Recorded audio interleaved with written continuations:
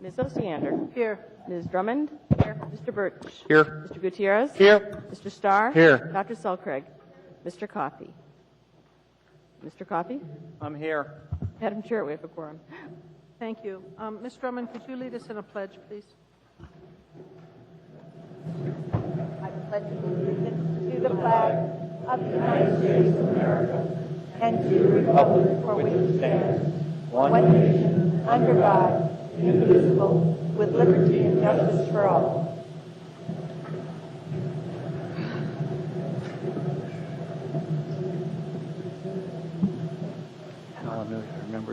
There are no minutes, so we're going right to the mayor's report. Mr. Sullivan, do you have anything to tell us? Thank you, Madam Chair. Well, first of all, I want to thank all the folks who have so kindly reached out and expressed their condolences to myself and my family after the loss of my father. So I appreciate that, and it's very touching comments made and greatly appreciated. A couple good things over the weekend. First and foremost, of course, on Friday evening was the first Mayor's Unity Dinner, which had an incredible turnout. Nearly 400 people came, and Lynn Swan, the guest speaker, was inspiring and engaging, and it was a great event. And as we know, it raises money so that we can promote diversity events during the whole year. So by all measures, it was a great success. And just to clarify the record, I know I heard one comment on radio that changing the name was, I guess, odd because of the action on the discrimination ordinance. But we've been talking about the theme of respecting diversity and celebrating unity over a year ago in the campaign, and so this was in the works for a long time as far as moving in that direction. So again, thanks to everyone who participated. It was indeed a nice night and a great success. Thank you very much. I do have a number of things to share on the chair's report. The first is that we now have set some additional work sessions. I know that you've all been told the days, but I wanted to be sure you knew the times for those. On October 2nd, the day after we receive the budget, we'll be having a work session from 11:30 to 1:30 on Friday.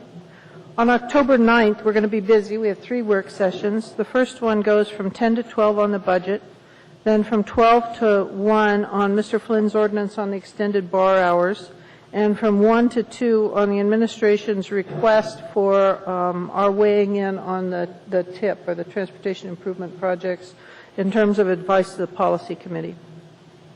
On October 16th, we'll be having a budget work session from 12 to 2. On October 23rd, 12 to 2, October 30th, 12 to 2, and then the last one on November, is it the 13th? I can't read my own writing. Thank you.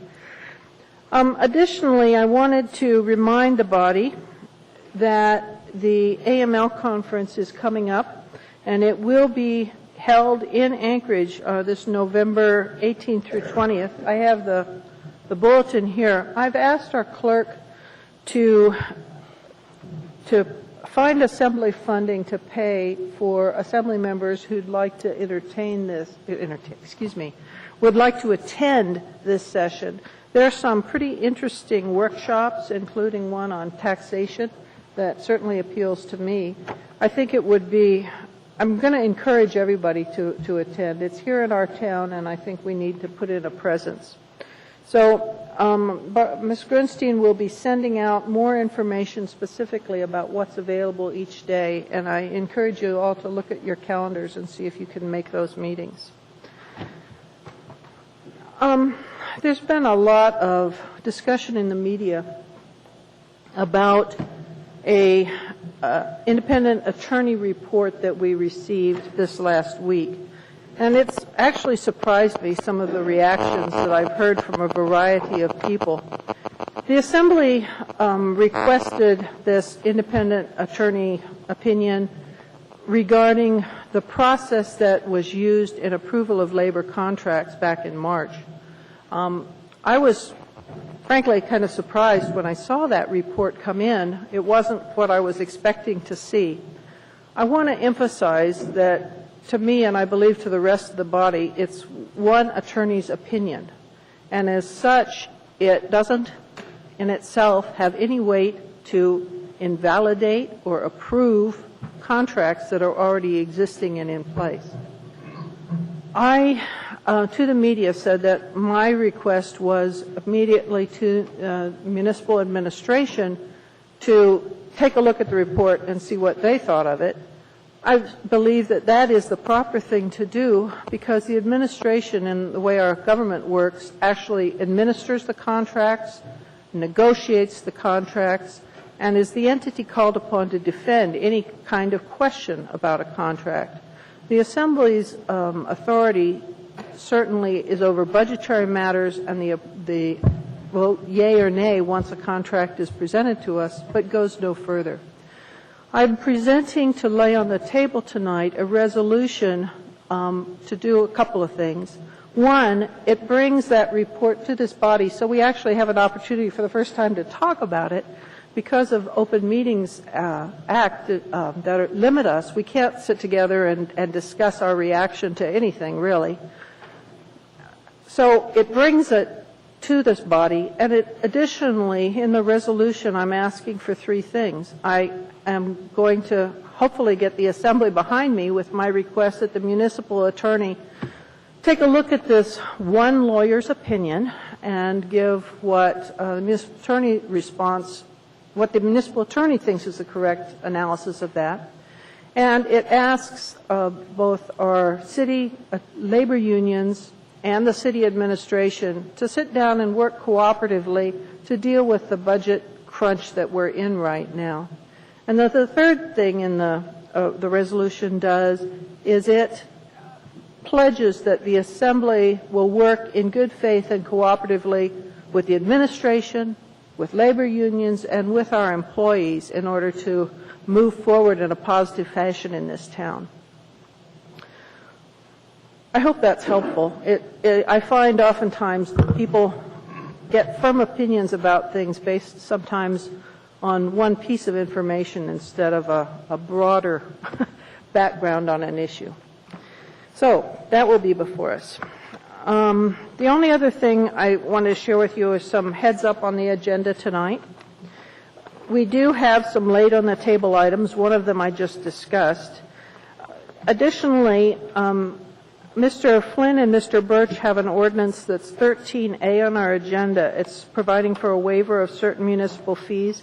I know that they're working with the administration, and I can confer with Mr. Flynn at least that right now he's assuming that this is going to be postponed till our January 12th meeting. The other thing is already noted on the agenda, and that's for 14C. There will be a motion made. This was a request from the chair of the Budget Committee to continue the public hearing to combine it to our first 2010 budget hearing, which is coming up fairly shortly. So we'll see what the body does with that. I think that concludes my report, and so with that, I'd like to go to committee reports. Would you like to start, Mr. Coffey? Sure. I think everyone, this is the Title 21 Committee, I think everyone got the book, and I appreciate Mr. Gutierrez's comments about the cost of the book and Ms. Grunstein telling us about that. We're spending we got this tome that's coming in front of us that cost us about $50 a piece or $1,000+ and it's all of the various iterations of Title 21, and I think that we'll have a discussion about this on Thursday at the next Title 21 Committee meeting. But I'm not sure that we need to print and bind every iteration of a section of a title that we've seen if the kind of costs are those that there, unless and I'll ask the committee that and go forward from there. Secondly, we are starting the commercial design provision section of Chapter 7, which is the last section prior to definitions that we will deal with. Hopefully we will be done with that in 2 or 3 weeks, have it introduced and presented, and we will then have an opportunity probably in November to vote on the last section. I don't know the public hearing date on the section we're dealing with now, which is everything but the design standards in Chapter 7 will be on the 13th. and that will be a public hearing and then debate and then deliberation and then vote. And the others are forthcoming as quickly as we can get them to you. The goal of the committee is to have all of this stuff wrapped up prior to the end of the year, with the full understanding that each and every section of this, chapters 1 through 14, has been or will be provisionally adopted, and we will spend 2 or 3 months in the early part of 2010 finishing up with that, making sure our definition sections are full and complete, making sure we aren't saying in Chapter 7 we're going to do this and in Chapter 4 we're going to do that. So it looks as if the end is in sight. It appears that it is the light at the end of the tunnel is not an onrushing train. We've done a substantial amount of work over the last 6 years, and I think we're coming to the end. And I really want to thank everybody who serves on the committee with me, which is Chairman Osiander, Vice Chairman Drummond, Ms. Selcraig, and Ms. Johnston for all their assistance and the time we all put in on it. It's a lot of lifting, folks. So Thursday at 9:15 we meet again, and then the following Thursday at 9:15 again, and so on until we're done. Madam Chair, that's all I have. Thank you. On that. Let me just mention this. I'm sorry. On the energy front, I think we saw the handout or the email from the mayor's office about the short-term, immediate planning in case we have some sort of catastrophic failure of a compressor this year, and we're in brownout deliverability issues given, real cold and long cold periods. And I know how hard the mayor and Mr. Vikalis have worked on getting that together, and it's good that we've done it. And what they've really done that's a big help is they brought all the utilities together in the same room, and so there's a coordination between MEA, Chugach, ML&P, and NSTAR about how they will be able to do this. And they're going to test it here in the next 30 days or so with what they call a tabletop, which is a pretend emergency, and then they hopefully will find whatever holes there are, and hopefully we'll be able to, if we do have a problem this winter, they'll be able to address it. The Energy Task Force, chaired by Judy Brady, continues to meet. We meet again on October 6th. We're dealing with a wide variety of issues. The AEA, which is Alaska Energy Authority, is coming forward with a South Central integrated resource plan. We'll deal with all sorts of how we generate power, light, heats in the South Central region over the long term. They say that will be in draft and done by early October, and with a final sometime in November. They've got a big consultant named Black and Veatch who is dealing with that. The RCA met and had a very lengthy meeting about a week ago, which I attended, as did other members of the task force, Mayor's Task Force, to listen to the RCA try to figure out how to build parameters around pricing so that it doesn't take a year and a half to approve a gas contract. This pretty much flies in the face of the concerns that the Energy Task Force has voiced, because the RCA has no direct regulatory authority over gas pricing in Cook Inlet, and the producers are adamant that this is not something to which they are subject, and we all believe they are correct. And so indirectly they have been doing this by the rejection of contracts. But that conundrum continues to fester, and it continues to inhibit exploration and development. And one of the concerns that is starting to be discussed and will have to be is how, if any, the RCA will be given or not given authority relative to this. And I don't know whether that will be in our legislative program or not, but there will be further information on that. And finally, I wanted to mention one last thing. The issue of gas storage, as reported by Mr. Bradner in the paper over the weekend. If you read it, it was of interest. But the issue of gas storage is the primary issue facing us for the deliverability problems over the next 2 to 3 years. And I know that every NSTAR and ML&P and Chugach are all looking at this issue along with producers as to how they might store gas, because as we all know, the peaking demands in the dead of winter for NSTAR, for example, are 16 times higher than they are in the summer. Makes gas field how you manage a gas field very, very difficult here in Alaska. And storage is what every single one of those utilities have said is an absolute essential by 2011, or we're going to have some real problems, regardless of whether or not our compressors continue to operate satisfactorily. So the issue continues, and I'll keep you posted as I learn things, and down the road we go. Pray for a warm winter. Thank you. Dr. Selkirk.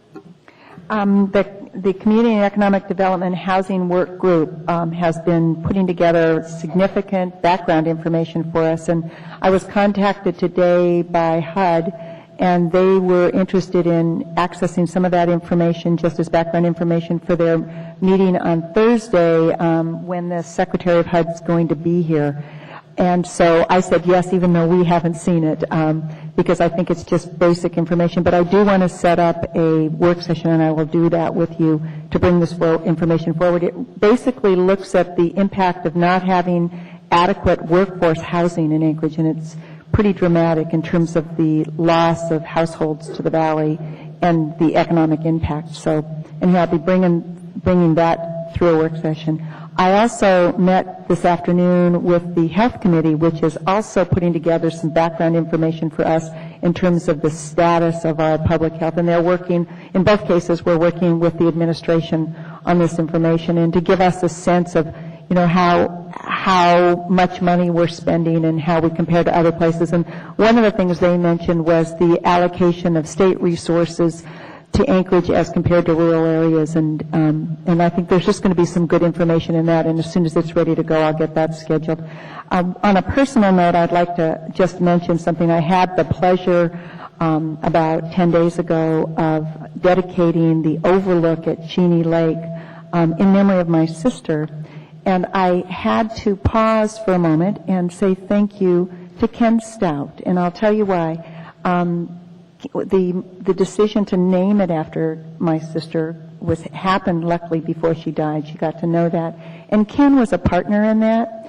And so I just wanted to pause for a moment. And although Ken and I ran against each other, we were very civil with each other in that context. And I wanted to acknowledge the fact that he sought resources for that money, and that money has manifested in wonderful ways, and I wanted to thank him publicly for his support to that and appreciate him for his bipartisan friendship. So thank you.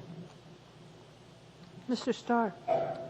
Audit has nothing really to report other than I'll be bringing some names forth for replacement or reappointments for Board of Ethics next meeting, perhaps. But I would like to just take a point of concern for the American Samoa Island group down in the Pacific was hit with a tsunami today, a big one, in a result of an earthquake, an 8.0 or 8.5 in that area. And I have had, in my work career, the opportunity to work with and have employed many Samoans, and they're the hardest working group. There's a large contingent up here of American Samoan groups, so I hope that we can outreach on their needs. It's a tough place to travel to. I know it's long and distant, but I think as a community we need to step up and support that work group and that diverse citizenship that we have here. So just going to also take a point of personal privilege. I know the folks that worked with me, but Vitala and Ano and Roscoe, I know you listen to this, and I am praying for you and your families. Thank you. Mr. Gutierrez. Thank you, Madam Chair. The Public Safety Committee has not met, but I want to take a moment. In front of each assembly member, you will find a small container of hand sanitizer. It's way up in front, Madam Chair. It's one for you and one for the clerk as well. Just a reminder that it is flu season. Regular, old, everyday seasonal influenza kills more than 30,000 Americans every single year. Washing your hands is one of the best ways to prevent infection. Also, the swine flu infections are on the rise. I personally know 3 people who've had it in the last 4 months. Flu shots, get your flu shots. As I was purchasing these at Cars today, there were people in line getting flu shots. I didn't have time, but I'm going to get one soon. Get your flu shot. Also, I am told by the health department that we expect a vaccination for the H1N1 virus sometime maybe late October, more like early November. So when that comes around, get one of those as well. And wash your hands. Thank you, Madam Chair. Thank you. Yes, as a liaison to the Anchorage Chamber of Commerce, I would note that I have had my flu shot, and I would echo the sentiments here regarding the importance of that.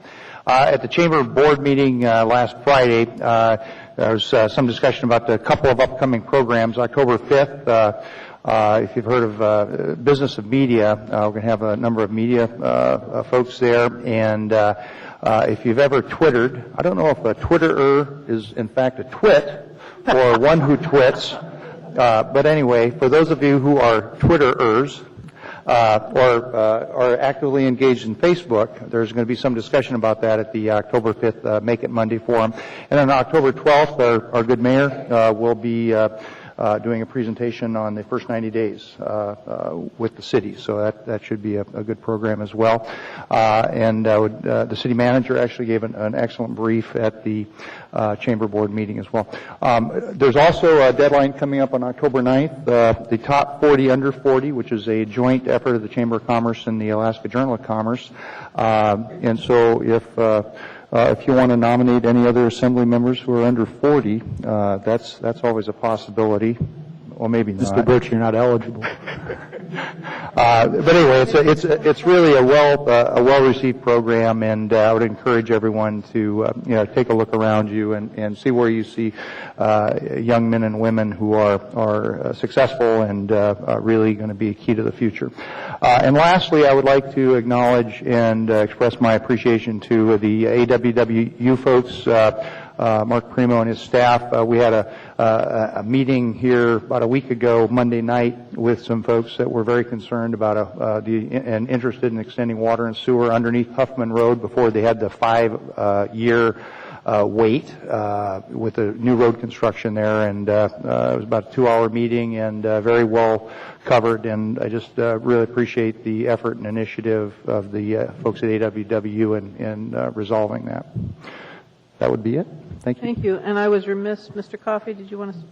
Well, I was just curious because I looked down the row and we all have these, and then I looked over at the administration and they're bare, and I was wondering if there was a statement in that, but I doubt it. So, but I thought I purchased these out of my pocket, and unfortunately, I didn't have enough to buy for the administration. I'm sorry. I already have an undisclosed $30 gap in my own personal budget now. So. $33, I heard. Thank you. I would note on the same count that a number of people have been thankful that in the Denina Center that we have the same, or some other, one brand or another of the same stuff in containers for people visiting the Denina Center that want to clean their hands and don't want to go to the bathroom. Thank you. Ms. Drummond, you're next. Nothing to report, Madam Chair. Ms. Johnson. Nothing, thank you. Mr. Flynn. Thank you, Madam Chair. Real quickly, the Legislative Committee is in communication with the administration. They're developing their priority list for the upcoming legislative session. Once they have their drafts to us, we'll schedule a meeting of the Legislative Committee to go over that and then get it before the general body as soon as possible. Just a couple quick comments on some of the things we've heard. Folks, this book's worth $50. Everybody who wants it, see me after the meeting. On the flu issue, Mr. Gutierrez, you now know another person who has had swine flu. My son had it last weekend. It wasn't so much fun, but we got through it okay. Thank goodness for Tamiflu. And finally, since I'm the only person who's technically eligible for the 40 Under 40 award, I'm sorry I've already had it. Tough luck. And everyone who shook hands with Mr. Flynn is now reaching for their hand sanitizer. Okay. Ms. Gray-Jackson. Thank you, Madam Chair.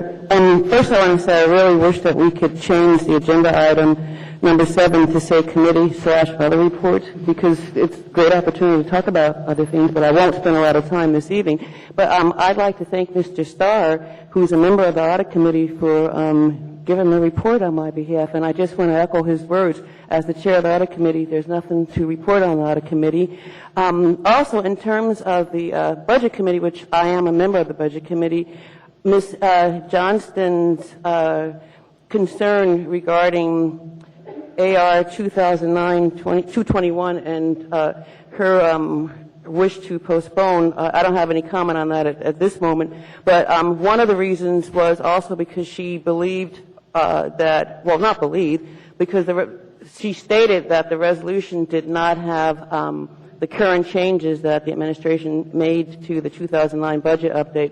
But Madam Chair, Ms. Johnson, I'm really happy to report that I was able to provide an S version of the resolution that I'm about to pass out to everyone that does include the mayor's current update to the 2009 budget reductions.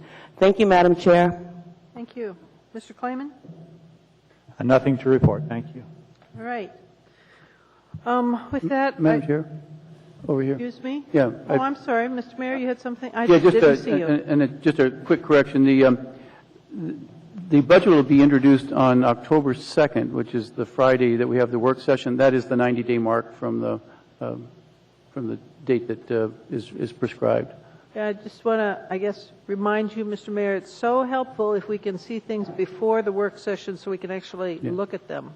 No, I understand. It's Okay. just that that's the day that the budget is required to be presented, and that's when we'll have it. And I'm doing my squawk back from the assembly, sir. Yeah, and keep in mind that the first budget presentation is the broad overview, and then we get into the departments over the next subsequent work Understood. sessions. So, Understood.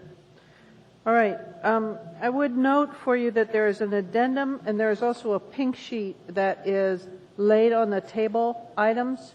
And I'm wondering if there's not an objection if we could deal with incorporating both at the same time. Motion. Move.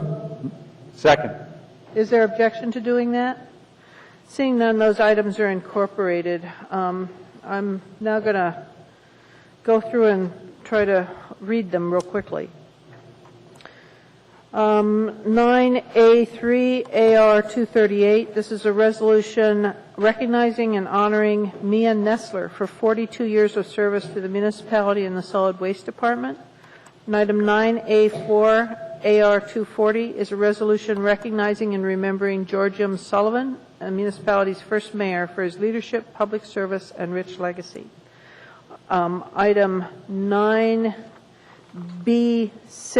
on the laid on the table items is AR 241. This is a resolution in response to the Levesque report and the recent release of public records. Item 9D3 is AM 531. This is a recommendation authorizing a long-term property lease for the storage of power poles and other large inventory items for lots 1 and 2, Block 27A, East Addition subdivision from Oliva Investments, LLC, not to exceed $600,000. 9D4, AM 532, is a Police and Fire Retirement Board appointment of Daniel Moore. 9E5 is an information memorandum, AIM 98, release of public records, risk factors, and financial markets for FY 2008 budget as internally reported to Mayor by CFO Assemblymember Starr, and he's showing us that he is also giving us at this time a floor amendment, number 1 to that AIM 98. On 9E6 is an informational AIM 99 budget update, fiscal year 2009 revenue shortfall from OMB. Then for introduction, there is 9F8. This is AR 239. This is a resolution of the municipality appropriating, when tendered, $1,438,000 from the Alaska Department of Health and Social Services as a grant to the State Categorical Grants Fund 231 for the provision of public health preparedness and response for bioterrorism to the Department of Health and Human Services with a public hearing date of October 13th. Item F9 is AM 533, Anchorage Community Development Authority appointment of Lucinda Mahoney, and that is also set for public comment on October 13th.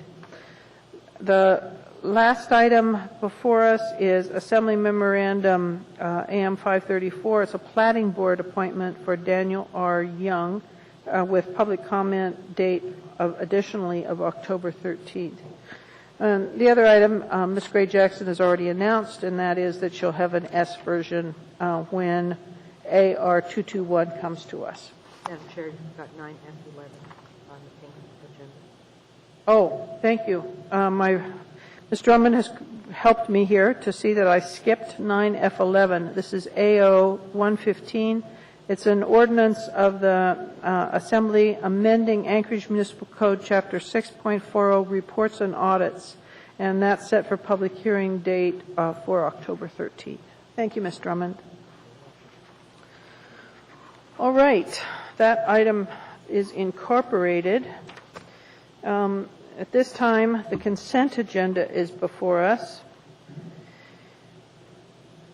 I will start. Thank you. Thank you. Mr. Clayman, would you like to start? Thank you, Madam Chair. The only item I would want to pull is item 9F11 that you just referred to, and I only want to pull it for purposes of changing the public hearing from October 13 to October 27th. I know we've got Title 21 on October 13. I think the agenda is incredibly full, and I think there's benefit to putting that off, but we don't need to pull it other than And actually, we talked about that, and I didn't catch it, so thank you. Ms. Gray Jackson. If it's possible, we can change the public hearing without actually pulling it unless we need. Well, I've already read it. I'll ask the clerk. Can we, if there's no objection? All right, if there's no objection from the body, I'd like to, Mr. Coffey, you're scowling. Well, Madam Chair, I mean, we go through the polling process. We get to it. It won't take us a minute. All right. You start changing I'm everything. fine. Okay. Ms. Gray Jackson, do you have anything to pull? Thank you, Madam Chair. I'd like to pull item number 9, Apple 2. All right. And I'd also like to pull item number 9B6 on the laid on the table items. Okay. Thank you, Madam Chair. Mr. Flynn? Thank you, Madam Chair. On the addendum, item 9 Alpha 3, Okay. and also on the addendum, item 9 Delta 3.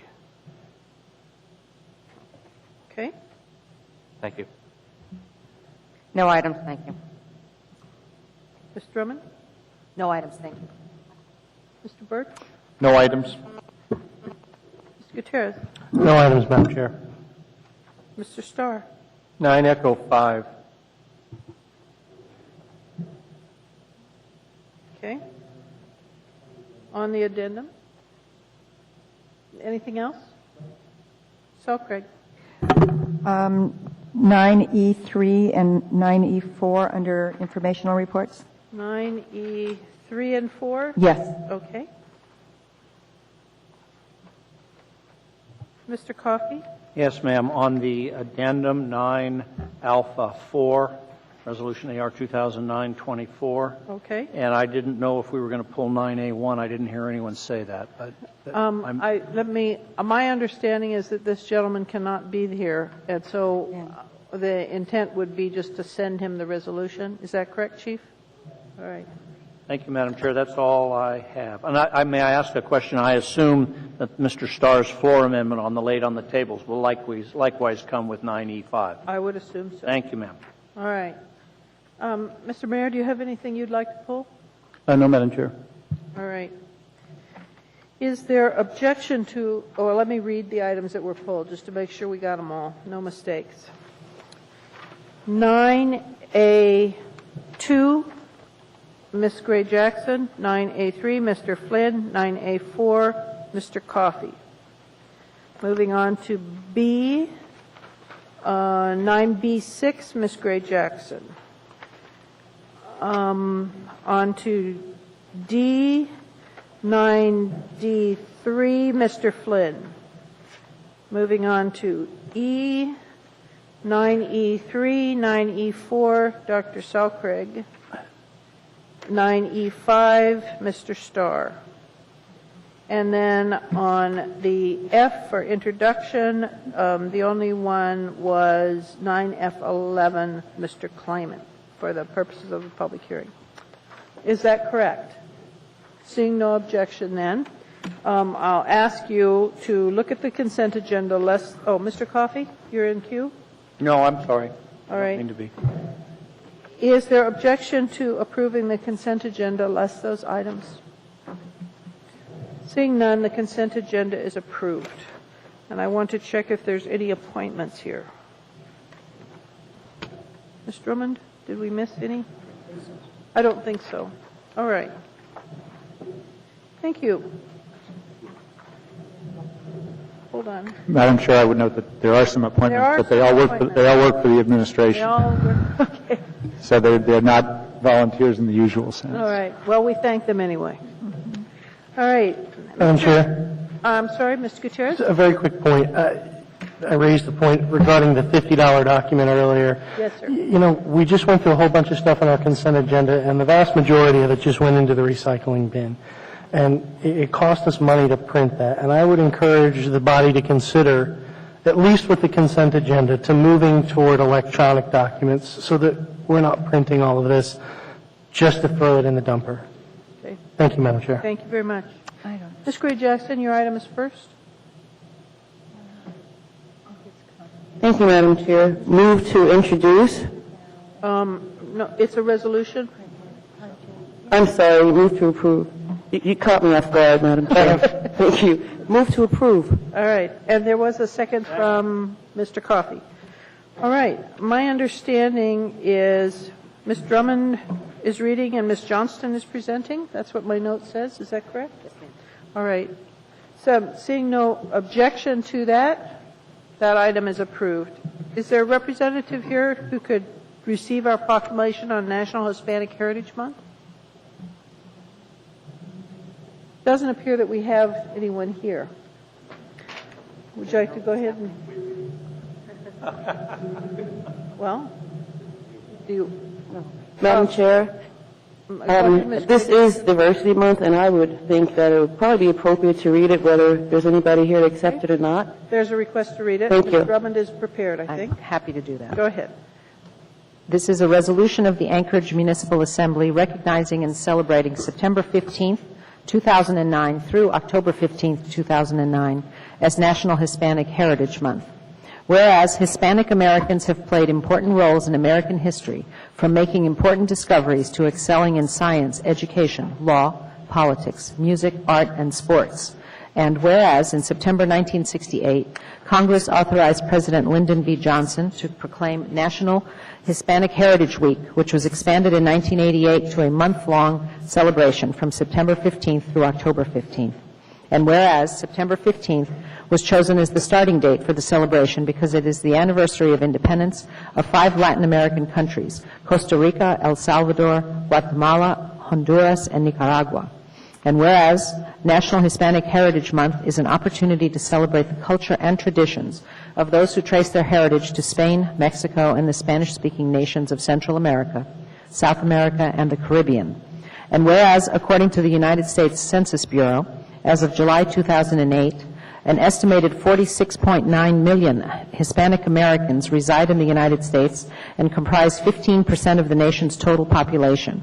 And whereas approximately 40,000 Hispanic Americans reside in our fair city of Anchorage, and whereas National Hispanic Heritage Month is especially significant this year because on August 6, 2009, Associate Justice of the United States Supreme Court, Sonia Maria Sotomayor, became the court's first Hispanic justice.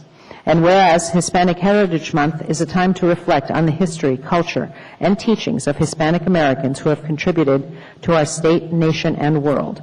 Now, therefore, the Anchorage Municipal Assembly resolves, Section 1, that the Assembly recognizes and celebrates September 15th through October 15th, 2009 as National Hispanic Heritage Month.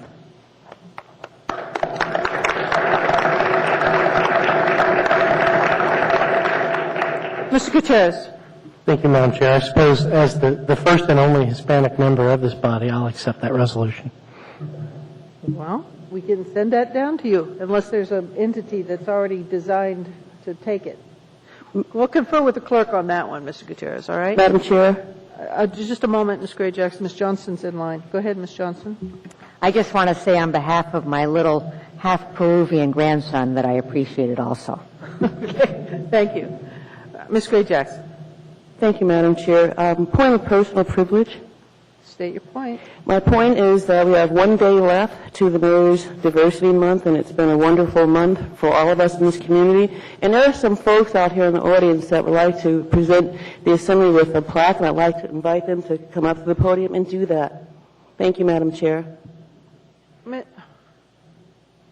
Ms. Gray Jackson, this was an appearance request that I basically denied because it was going to be presented at the dinner.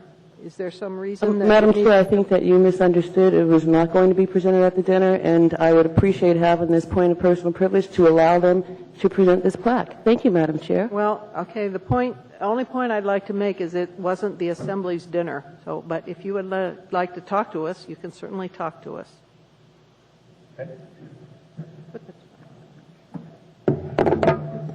Thank you for allowing me to speak. My name is Frank Jenkins. I'm the elected representative of the Imperial Court of All Alaska, the largest and oldest gay and lesbian organization in Alaska, and one of the oldest in the nation. We wanted to thank you all for your courage in dealing with Ordinance 64 this past summer. It was very difficult, and we really appreciate the time that you all took. By unanimous vote of our organization and at our coronation ball, which occurred 3 weeks ago, we did vote to present a plaque to the 7 members of the Assembly that did choose to vote yes on Ordinance 64. This is our Raymond Jorgensen Memorial Award, and we're presenting it to Patrick Flynn, Elby Gray Jackson, Matt Kleeman, Jennifer Johnston, Sheila Selcraig, Mike Gutierrez, and Harriet Drummond, and we appreciate the time that all of you took on this ordinance this year. Thank you. Thank you very much. Moving on.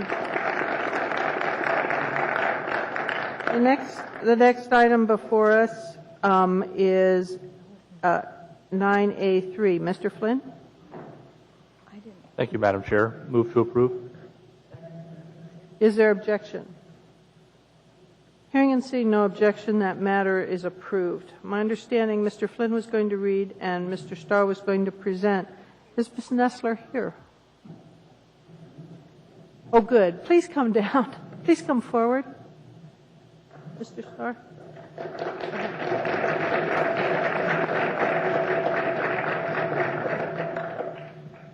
Go ahead, Mr. Flynn.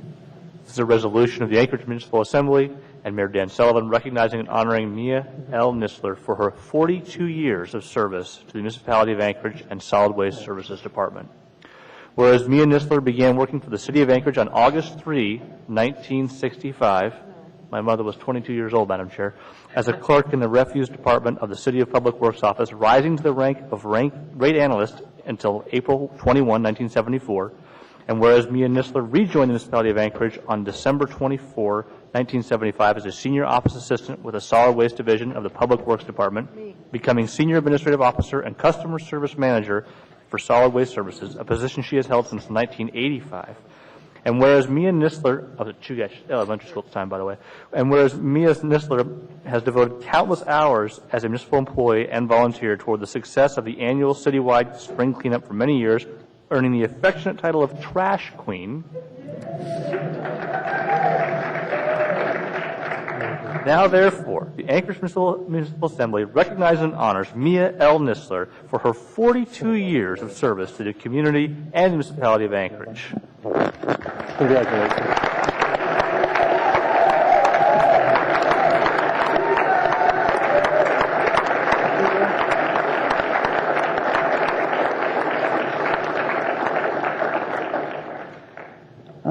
Thank you very much. It's been an interesting and challenging 42 years. My last day of work is tomorrow. I'm retiring. And it seemed very appropriate that I started with the Mayor Sullivan and I should end with the Mayor Sullivan. And I'm also retiring this title of Trash Queen. Thank you very much. Give us a little bit of clue why you have the title. Is that fair to ask? I've been involved with spring cleanup for since day one, and for you.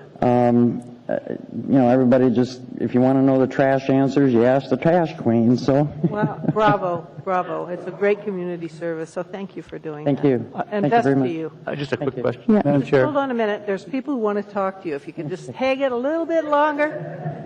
Mr. Sullivan's first. Yes, sir, thank you very much. I just wanted to say thank you for your literally decades of service to the city. And I know you started under the previous Sullivan, and I'm honored to be the mayor as you retire, although we'd love to keep you around for a few more years. But you've earned your retirement. And what's next for you? You really going to retire, or are you? I'm really going to retire, going to relax and enjoy life. Excellent. Thank you for your service. Dr. Selkirk. I think that there are many of us who are in absolute awe that you could stay in one job and still have this wonderful smile on your face after 42 years. So when you think about your work, what is it that made you stay? I mean, what are the things that kept you in that job that you really liked? I'm just curious how it works. Well, in the case of solid waste services, it's been growing over the years, and because it grows, it never became dull. There was always challenges, always new things, things to solve, and basically the people that I work with have made all the difference. The supervisors that I had, the director that I had for 30 years, Mr. Grunwald, and Mark, who is now filling that position, is a joy to work with. But the employees that work with me are what make it the best job in the world.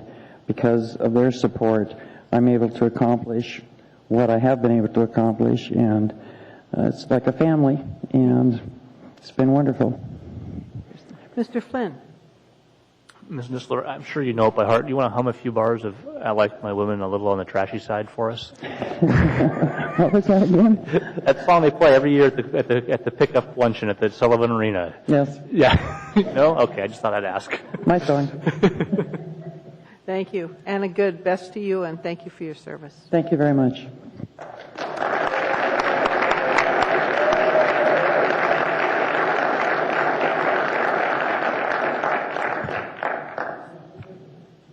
All right.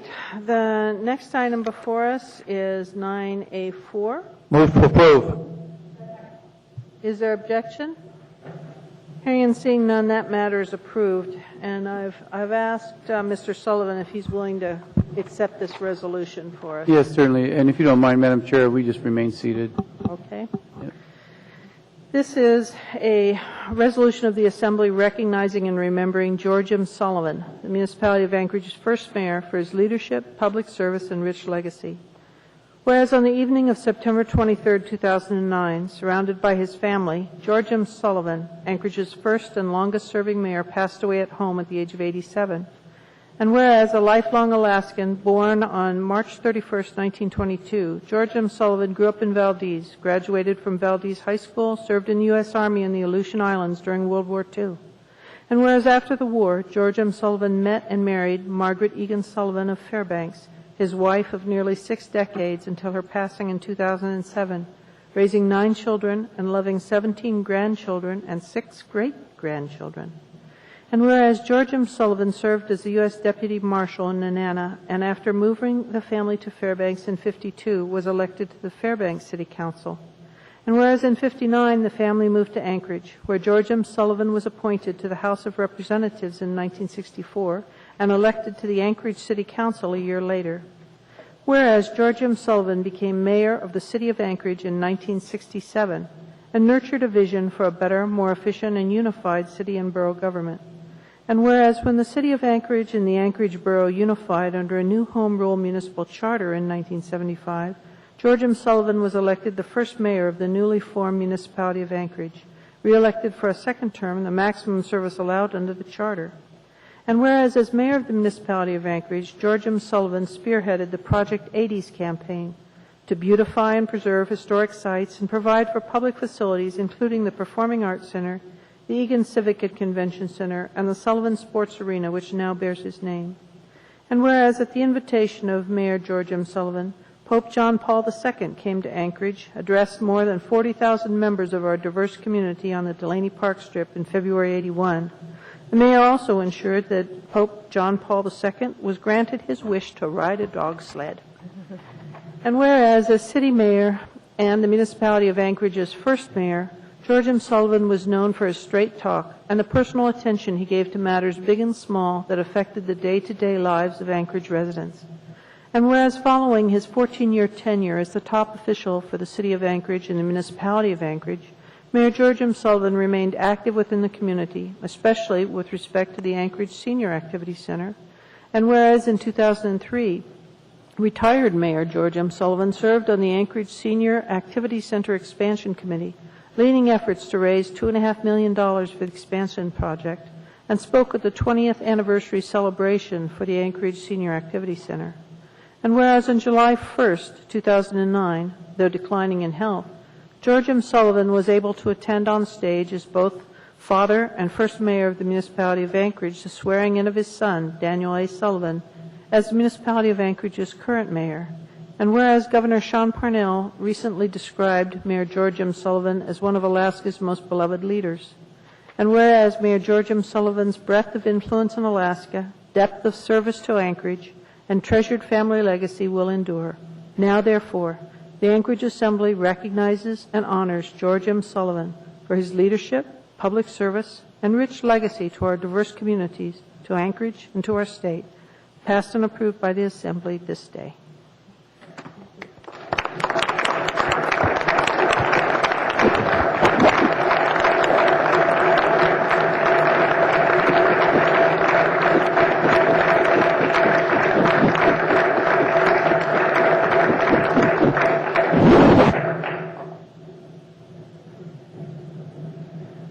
Thank you, Madam Chair, for the very nice reading. On behalf of the family, it's my pleasure to accept this, and I think my father would have just had 2 words at the end of his life, and that would have been no regrets. He lived a life in full. Thank you. Very good. Thank you. All right. We are now, let me double check, I've got 3 agendas here. B3, I believe. Is that correct? Yeah. Mr. Flynn? Thank you, Madam Chair. D3? D3. Yep, Hold on, just a moment. I made a mistake. Hold on, Mr. Flynn. I should have called on Ms. Gray Jackson for 9B6, which is the AR 241. Thank you, Madam Chair. Move to approve. Discussion. Ms. Gray Jackson? Thank you, Madam Chair. I pulled this resolution because I have some concerns, and I wanted to have the opportunity to hear from my colleagues and then have a vote on it. Thank you. Thank you. Mr. Klayman? Madam Chair, I would actually, because I believe these legal matters are things that we should hear from the municipal attorney in an executive session, I would actually move to postpone action on this until the next meeting, or at least until such time as we can meet privately with the municipal attorney. I'm going to, there's no second in it, but I want to just clarify for the body a little bit of work that I've done today after a conversation I had with Mr. Klayman earlier. I did check with the municipal attorney on the advisability of an executive session. And it is his belief that this matter does not fall under the permissible guidelines for an executive session. There's no pending legal action. We're not in the middle of any negotiations, and there's nothing about an individual's personal reputation at stake here. I did, however, ask him also if he had the opportunity to give even a cursory examination of the report, since it's been very public for the last few days. And are you willing to share any of that information at this point? Madam Chair, I am. I think it may help us in That's this fine. discussion. Is that all right? That's fine. I'm more than happy. I may have a question to Mr. Wheeler, but I'll let him go ahead under your direction. Mr. Wheeler, any light you want to shed on this matter for us at this point? Madam Chair, Assembly members, I focused my first attention to the portion of the opinion you received with respect to Chapter 630 and the requirement or the alleged requirement for a fund certification. It is the conclusion of my office that a fund certification is not required for the collective bargaining approval process on its face. That is to say that the code provision requires certification if the action either involves or is for the expenditure of funds. When the Assembly takes action on a CBA, or a collective bargaining agreement, if you will, it is merely setting the work rules and the compensation package should the Assembly choose to later appropriate money to the departments that would have these union members on staff. So it's only later when you look to hire employees that you need an appropriation and therefore a fund cert to ensure that the funds are available to meet whatever staffing level it is you choose to approve through the budget and appropriation process. Okay, thank you. We do have some questions. Mr. Starr. Well, it isn't my intention to debate the finding that you've put to us. I guess my observations, however, allude to the fact that some of those labor contracts had retroactive effects on 2008 expenditures, as well as we had bonus pay requirements as of January 1 of 2009. So I think that in my opinion, you actually had, in this case, an appropriation that occurred with the need to claim that we had the money to do so in that. So I'd like to have some more time to sort of flesh that idea out or receive something in writing from you on a logic basis, which alludes to sort of a postponement of time frames to have a formal presentation. I'm pleased that you've come out on the record, but you know, the ability to dialogue, you intend to do that right now? Because I tend to question whether or not we actually appropriated money, and I believe we may have. Through the chair, Member Starr, I would choose not to debate those points with Mr. Starr, but would certainly welcome the opportunity to talk with him about those aspects of his concern. Okay. There's a number of other people in queue. Now, Mr. Starr, do you have anything else you want to say before? I do. The AR references some data that's in an AIM format that's on the agenda for tonight, which speaks to the data, the spreadsheet, and some communiques from Ms. Weddleton to the mayor. It speaks to references in the whereas statements in particular to that. I intend to put a couple more pieces of data in front of the Assembly tonight when we get to the AIM, but the way it's written, what's your assumption of the use of the AIM information in sort of the Assembly resolve statements? You know, in the directive, if this passes, are you going to incorporate the AIM data into your sort of your overall finding and summary of process here? To the extent the AIM and any information attached to it is relevant to the scope of the request from the Assembly to consider and investigate, I will certainly incorporate it into my examination of the issues and my conclusions, if that's what you're asking. Well, your opinion tonight was specific to the appropriation of funds requirements, a certification requirement of the CFO in response to the findings of Mr. Levesque, but there's other issues that relate to the topic that are sort of outstanding, and I wanted to make sure that the information on the AIM referenced other things such as compliance with 1306 or other things, and that would be my clarity there, is to put some of those comments either on the record or get your opinion that you're going there. Through the chair, Assemblymember Starr, yeah, my comments with respect to the fund certification wasn't meant to say that that's the only opinion I have to offer. The original AR presented and passed by the Assembly and Mr. Levesque's opinion both are much broader than simply the application of Title VI, and I think this AR itself is much broader than that as well, so I will certainly be looking at all those issues as scoped out through the two ARs and the opinion. That's all I have, Madam Chair. Okay. There's a number of people in queue. I'm going to assume that you're in queue for asking Mr. Wheeler questions. Mr. Klayman, is that correct? Go ahead. You're next. Thank you, Mr. Wheeler. There's a second topic that's in the STAR memorandum that has to do with whether the federal supremacy clause would render a contracting out provision improper. did you have a chance to look at that issue? And if I need to provide more description, I certainly can. Through the chair, Assemblymember Clayman, we are looking at that issue right now. I'm working very closely with the attorney on staff that we have that has expertise in labor law, and we're going through our analysis now as to what impacts, if any, the federal requirements have and how they may affect the agreements.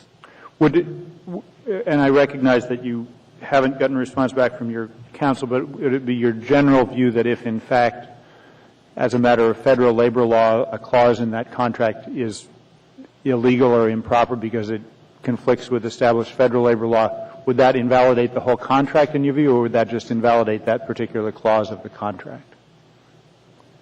Through the chair, Assemblymember Clayman, the only thing I would note at this point is that CBAs generally have a severability clause in them that says that any particular clause in the agreement is found to be illegal as a matter of federal or state law, it can be severed for the remainder of the contract, but that does not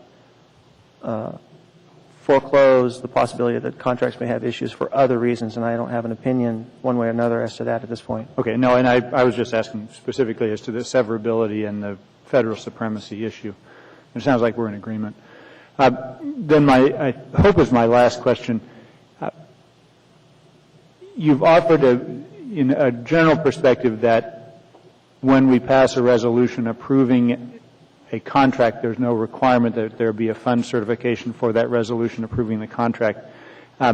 If the Department of Law is to engage in a long, detailed, and drawn-out analysis of a broad range of issues, what kind of cost is that going to be to the department, and does the department have it in its budget to do that kind of work and at the exclusion of other issues that may be in front of your department? Through the chair, Assemblymember Clayman, my expectation is that because I and my staff are on salary, we'll work as hard and as long as we need to get to the end result. Thank you. Dr. Selfridge, you're next. I'm curious, Mr. Wheeler, have you had an opportunity that tonight laid on the table was the Anchorage Firefighter Local 1260 kind of legal analysis or response to the original analysis that was provided to us that you've reviewed? Have you had a chance to see what was offered by the fire union? Through the chair, Assemblymember Selcraig, I received today by email a cover letter from a law firm along with a letter attributed to Mr. Weddleton, if that's what you're referring to. I'm referring to, actually, I think that's something different. Sorry, Weddleton, Westcott, sorry. Westcott, thank you. Westcott, that's wrong W. Thank you very much. Madam Chair, it seems to me that this is a complex topic, and that we basically are looking for advice and recognizing that, I think if you ask a lawyer an opinion, you get one opinion, you ask a lawyer an opinion, you get another opinion, and we can go on and on and on and on. And I would rather not do that this evening around this particular issue. It seems to me, would you entertain an amendment to what you have before us, and that basically that we set up a work session and ask Mr. Wheeler to both look at Mr. Is it Levquest and Levesque, and also the fire union's kind of response, and at least we've got two opinions in front of us now, and provide us a third opinion regarding that information. And actually, I think that basically giving us an opportunity to ask some questions in a work session environment. Okay. I need to basically get things in order here. I was just told by the clerk that Mr. Clayman's initial motion for the executive session was seconded by Ms. Drummond. I hadn't caught that. And as such, we have to deal with that motion before we deal with another motion. Madam Chair, if I could have a... Okay, Mr. Clayman, to that point, please. As to the executive session, Mr. Wheeler, can you explain why... I see that these issue of labor contracts and the suggestion that they were illegally approved by this body, while I think there is substantial disagreement with the suggestion that they were approved illegally, as something that could affect the municipality in the world of litigation, and we could easily get sued. And so my query is, why do you believe this is not appropriate for an executive session? Through the chair, Assemblymember Clayman, the four provisions for executive session include, as the chair mentioned, pending litigation, which we do not have, labor negotiations, which we are not in, matters that, if immediately disclosed, would clearly adversely affect the finances of the municipality, and we're not in that situation. I have, other than with respect to fund certification, I have reached no conclusions as to the validity of the contracts, so that's not at issue. And fourthly, matters which tend to defame or injure the reputation of persons. I have nothing to offer at this point that would tend to defame or injure the reputation of any person. So it's for those reasons I concluded that an executive session would not be appropriate. Well, Madam Chair, in light of the opinion that has been offered by the municipal attorney, and I recognize in his role, he provides the legal opinion for this city, and I will rely on that and withdraw my motion. And is there objection to withdrawing the motion? All right, seeing none, we've got a clean slate again. Now, Dr. Selcraig, you wanted to make a motion? Yes, I'd like to move that we hold a work session. Do we need to move that? Could I request that we? Need to postpone this item. I'd like to postpone this indefinitely, first of all. Well, I guess I'd like some. different matters. Okay, thanks. I'm getting advice left and right. Thanks. I would not listen to either of those gentlemen, Okay. Dr. Selcraig. There's a big echo. Go ahead. What would you like to do? I would like to move that we hold a work session All right. on this Sure. topic, And and that Mr. Wheeler provide us with some observations in terms of his thoughts on Mr. Levesque's, and also the firefighters' interpretation, just giving us kind of a sense of where we're going in terms of the implications. I'm going to second. all right. Mr. Coffey, did you second it? Yes, I did, and when my turn comes, I'd like to speak to the motion. All right. Did you push the second button? Yes, please? I did. I We thought don't I did. have it on, now we've got it. Okay. All right. Mr. Coffey, you want to speak to the motion? I think that it's appropriate, but I think we ought to ask Mr. Wheeler to so he can give us some advice, not to do it until he's done with his work. And what this resolution does is ask him to do that, and then when he's done, we absolutely should have a work session, rather than have a work session, then have him do the work. That doesn't make too much sense to me. But I want to know the same things that everybody here apparently wants to know, but we best give him a little bit of time to do it, shouldn't we? Mr. Gutierrez on the amendment. Hey, I would agree with Mr. Coffey on that. I'd like to give Mr. Wheeler time to do his work. Just purely for information's sake, I'd like you to also, if you could, look at past practice. This is not the first time we've had multiple-year labor contracts. The last in my memory was in the Wirtz administration. And with regard to that fund certification, which was the biggest question I had when I read this opinion, if in fact fund certification was given over a multiple-year contract at that time as well, and any time in the past. I don't know if, how often in the past that's happened, but if, as you do your research and prepare, if you would include that, I would appreciate it. Thank you, Madam Chair. That's all. And Mr. Gutierrez, I asked the same because I don't recall a fund cert on a contract either. But Madam thank Chair. you. Oh, Mr. Wheeler, you want to speak to that? If I might, just briefly. Go ahead. Not that we have looked at every contract, but we did look at 4 of the major union contracts, including 2 at issue here. And we went backwards well over 2 decades, and none of those agreements, regardless if they were 1-year extensions or 5-year agreements, contained fund certifications. Oh, it appears he's already done that, Mr. Gutierrez, then. Do you want to? The gentleman is exceedingly thorough, and I appreciate that. Okay, thank you. Mr. Coffey, you want to speak again on the Well, amendment? yes, just very briefly. We've done a lot of things in the period from, say, January 1 to now, because we faced circumstances that until early January I hadn't faced before in my 5+ years on this body. And tonight 135S is in front of us, which supposedly deals with those, which hopefully deals with those side agreements that we were all concerned about. You did an ordinance yourself a couple, 3 months ago, trying to address what problems arose out of circumstances with which we were not familiar. I view this as another one of those efforts, like I viewed the March resolution as another one of those efforts. We got ourselves in a situation where we now have a substantial deficit, and how do we make sure that in the future our successors are not faced with the same thing? This resolution which you've offered, I think is intended, at least the way I read it, to flesh it out so that we know what we ought do and what we ought not do when faced with circumstances such as this. Therefore, I think it behooves us, since we've spent 10 of our own money, I believe, with Mr. Levesque, and since his opinion is called into question, I think it wise to turn to the city attorney, and who represents us as well as the administration, and ask him to look this stuff over and tell us what is appropriate or not. Thank you. Dr. Selkirk. So my intent is really to, in fact, do that, but also include the latest kind of another perspective on the table at the same time.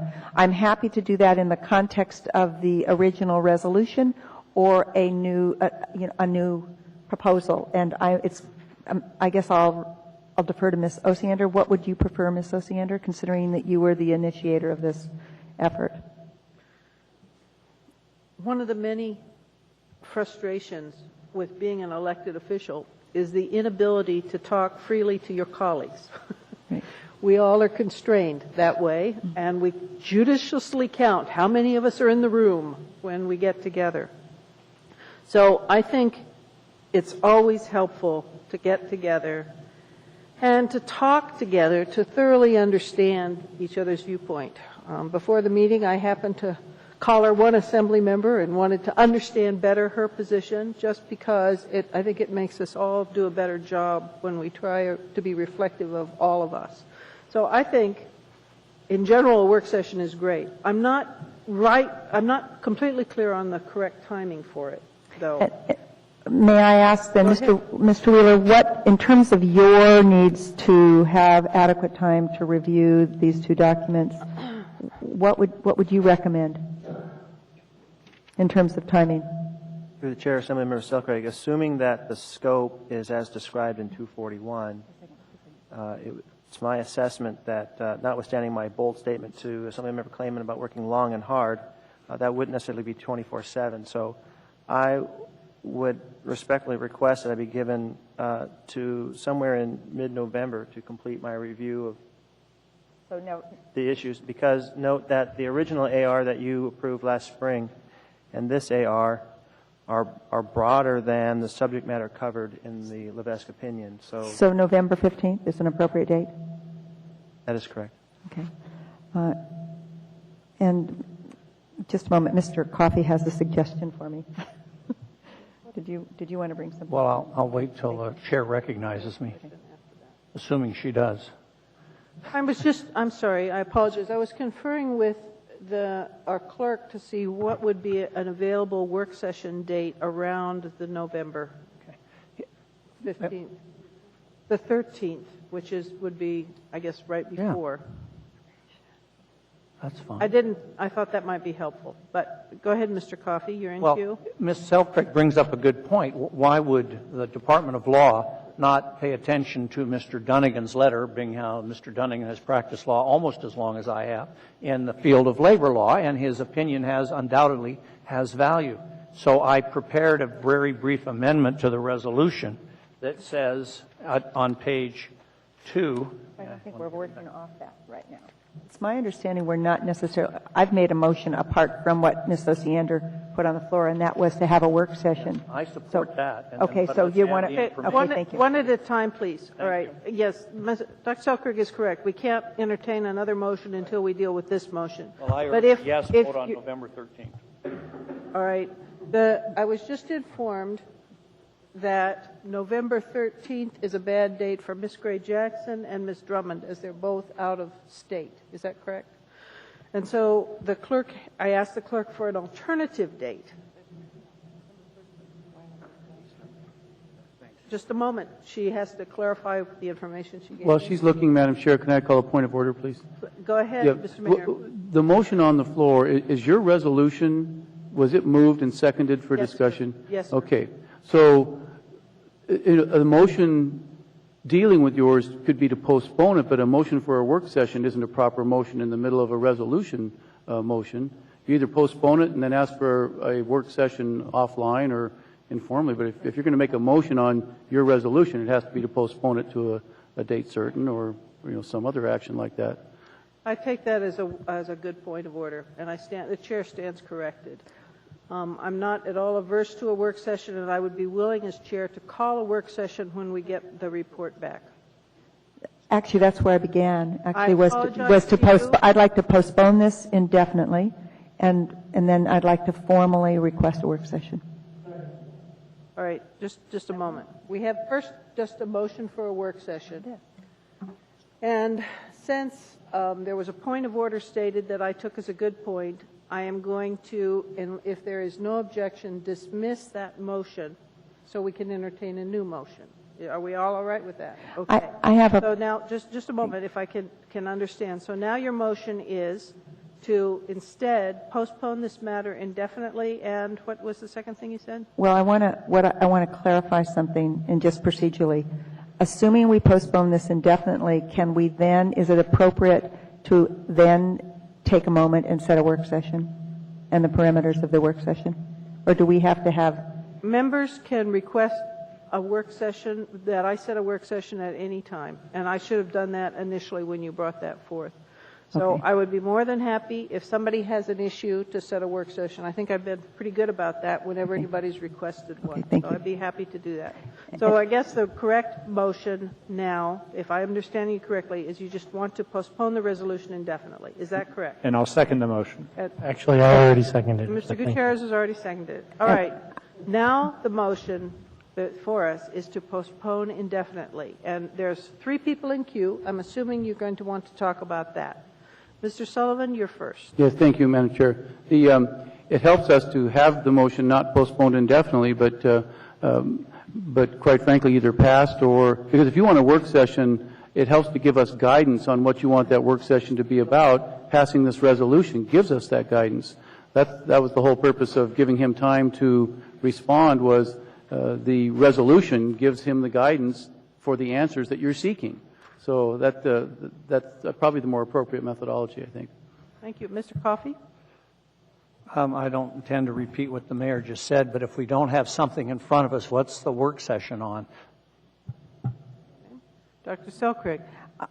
My intent is to, after we postpone this, assuming the body wants to do that, is to clearly define the intent of the work session and to notify the public that we will be addressing the Levesque opinion, as well as the opinion that was laid on the table tonight, and other relevant documents that have been raised in terms of this. I mean, we've got a whole bunch of documents floating around.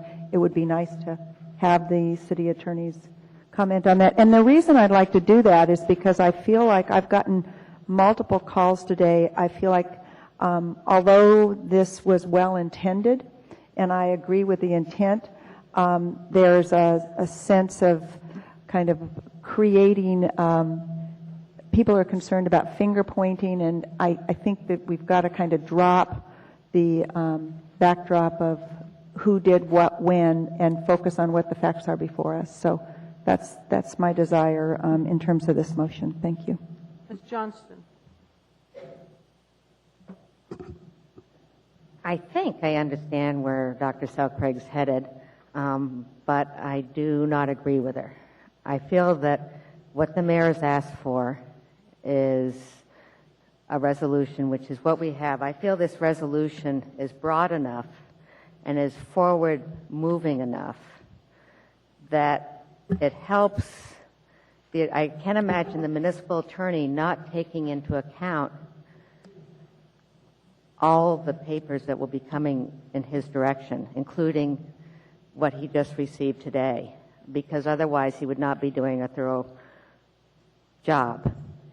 I feel that this issue has had enough airing in the public sector that we could be getting ourselves into more rumors and the finger pointing that you're worried about if we don't address it and take somewhat responsibility for it. I feel we have a responsibility to the public to investigate the facts and get our arms around the issues. At this point, we don't have any of that. And I don't think, and my understanding is the administration probably can do this without our resolution, but I would think as a body, we would want to meet our responsibility to the public and address these concerns in an open and a forward-thinking way. And I feel that Ms. Osiander, in drafting this, has done that.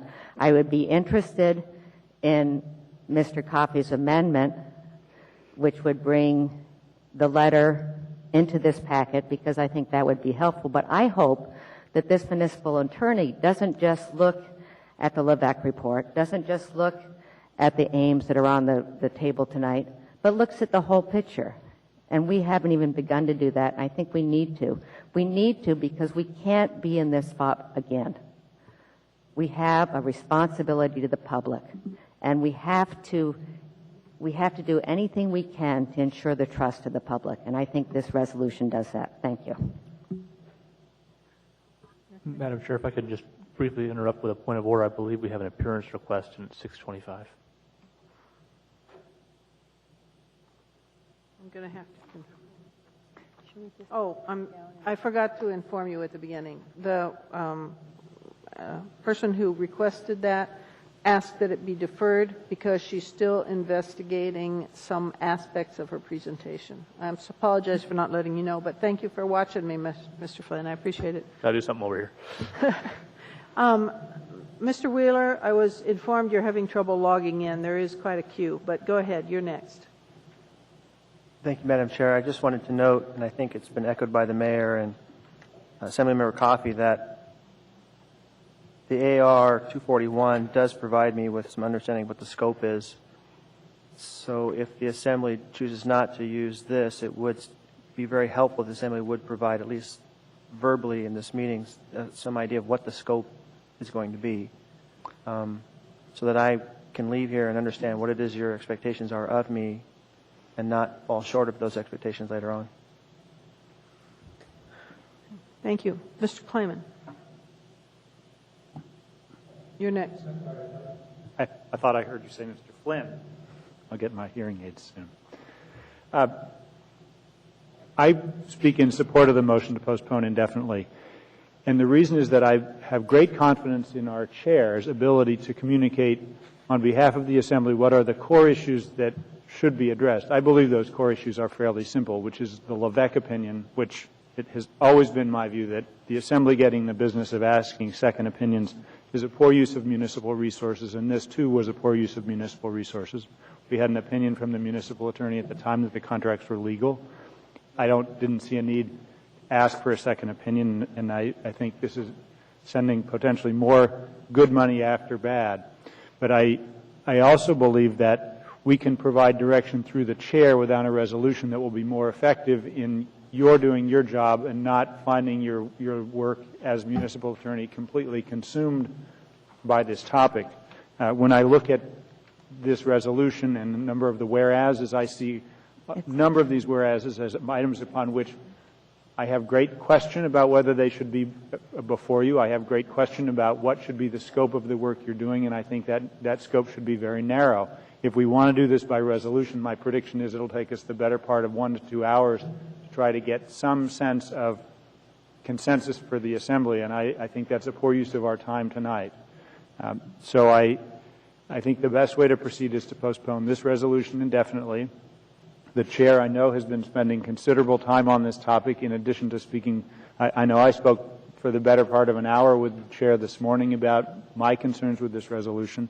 And so I think I have great confidence that the chair can communicate the issues that need to be addressed. And I would rather than have this done by Assembly resolution, I would rather do this simply expect the chair to give directions to the municipal attorney as to what should be presented at the work session and what should not, because I mean, I could imagine coming up with enough topics that not only could you not be ready by November 15, you couldn't be ready by December 15, January 15, or maybe not even July 15, because this could be that large and that voluminous and that complicated.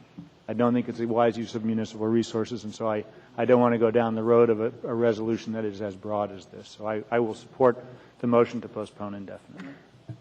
Ms. Gray Jackson.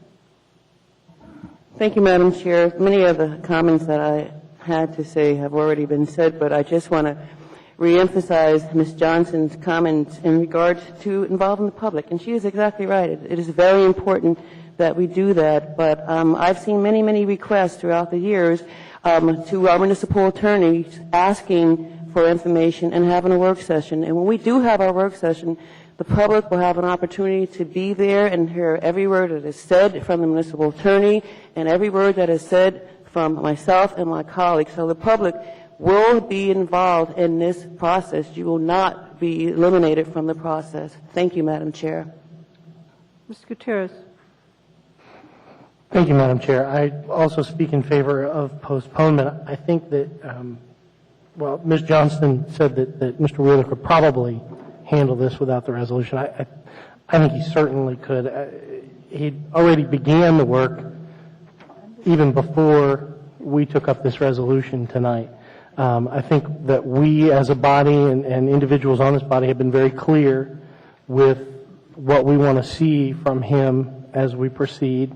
Although I appreciate that increased clarity will make your job much easier, and I certainly want to help with that. But would also echo what Mr. Clayman said and trust that the chair can communicate those needs to the administration on our behalf. So I will be supporting postponement. Thank you, Madam Chair. Mr. Sullivan. Yes, thank you. Well, if you want to talk public process, work sessions are nice, but they usually occur during the business day, and a lot of the public can't participate, which is unfortunate. But one way or the other, the communication, whether it comes in the form of a resolution or a chair request, if they're both equal to the same thing, then why not the resolution, which puts it on the public record and clearly states your intent to the public? So either way, obviously, I think I see how the votes are shaken out, but it seems like some people would prefer to be less public rather than more public. Mr. Starr. I appreciate the public process, and there's several things that occurred here. This is written by the chair of the Assembly, which I find that she spent a lot of time talking to folks at the administration and moved what she felt was an appropriate resolution to get the topic out into the public arena, which is what we have to do, and this is the mechanism to do it. By the AR and the attachment, it's fairly benign as written. It allows the Levesque report to be submitted. The other way to do it into the public would be an AIM or some other format. The Levesque report is sort of now submitted out into the public world, part of the records of the Assembly. The Levesque report had a definitive conclusion as it related to the certification of funds, but the Levesque report also touched on other concerns that were talked about in many different aspects of the debate over the labor city union contracts that he also makes mention of. And it may be that our city attorney would want to look at things. And I talked to them about, the present and final form comments that Mr. Levesque puts into his summary, because those were valid questions that we put to the original work request of the lawyer, where we felt that we got fragmented information. If you remember, we had draft forms, we had attachments that weren't there. He speaks about the summary of economic effects. Mr. Levesque also makes opinions on those in this finding. So it would be valuable, I believe, to leave it as packaged. An indefinite postponement seems of no value. I think the work session is a fine idea, but a guiding document such as this is easily presented. The time frame can be flexible, but I say keep the resolution on file. It summarizes, it prepares, and it gets the public into the process. An indefinite doesn't do that. It just removes it from the record, and there we go.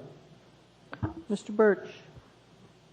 I speak against postponement. We pass resolutions for all manner of issues and concerns, every time we meet. This is a plain vanilla resolution. The Assembly will work cooperatively in developing the budget. The administration is requested to review and analyze the report. The administration and bargaining units are encouraged to engage in open dialogue. The Assembly indicates an interest in holding the line on property taxes, staying within the tax cap, and providing essential services.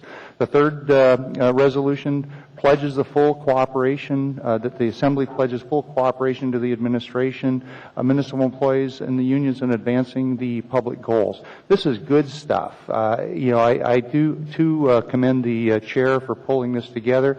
I think it's. I see no harm at all in approving this resolution. I think it's a statement of intent and speak against postponement and suggest we move on and approve this. I think this is good and it's what's expected of us. Thank you. Dr. Selkrig.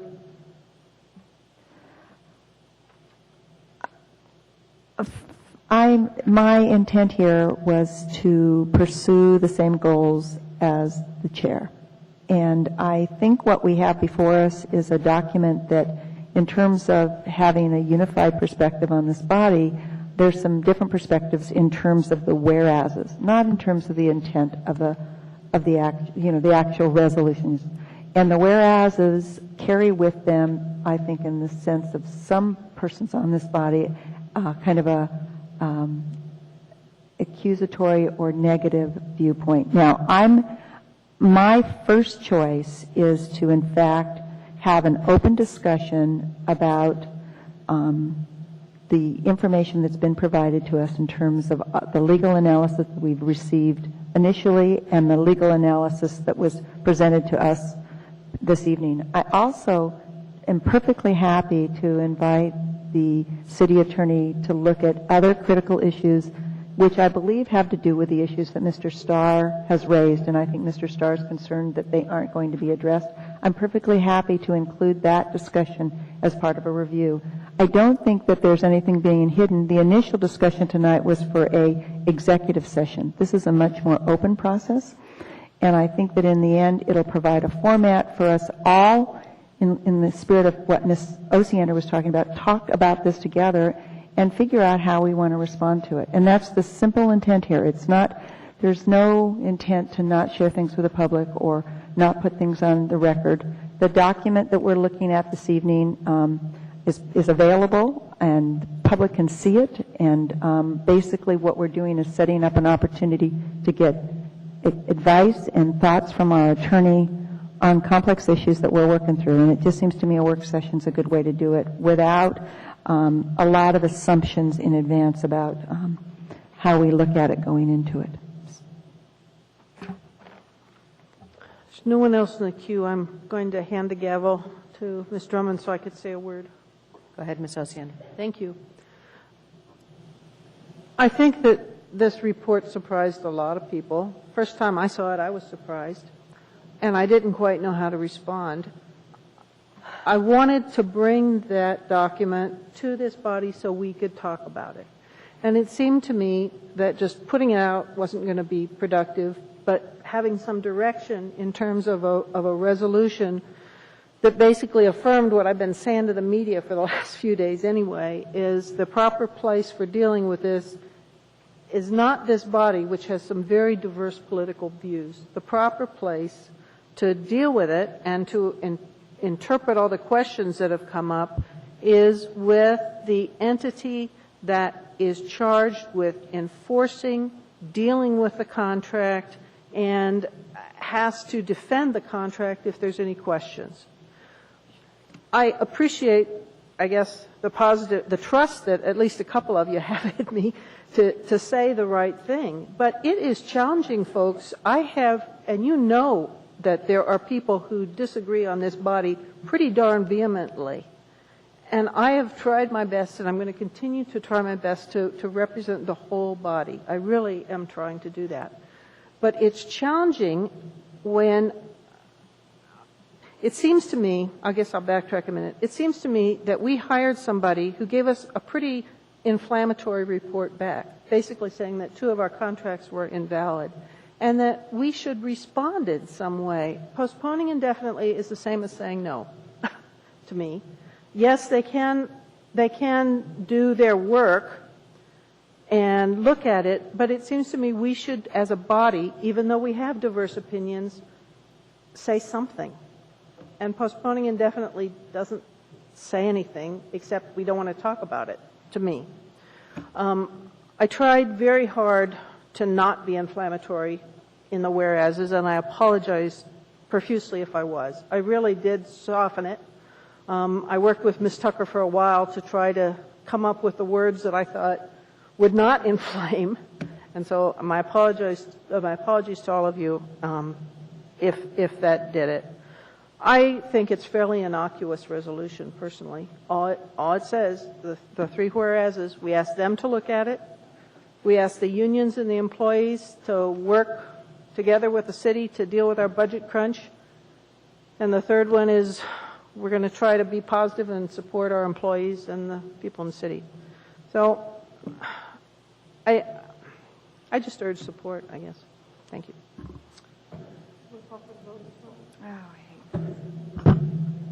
Please vote. We're voting only on the motion to postpone. Motion to postpone is before us.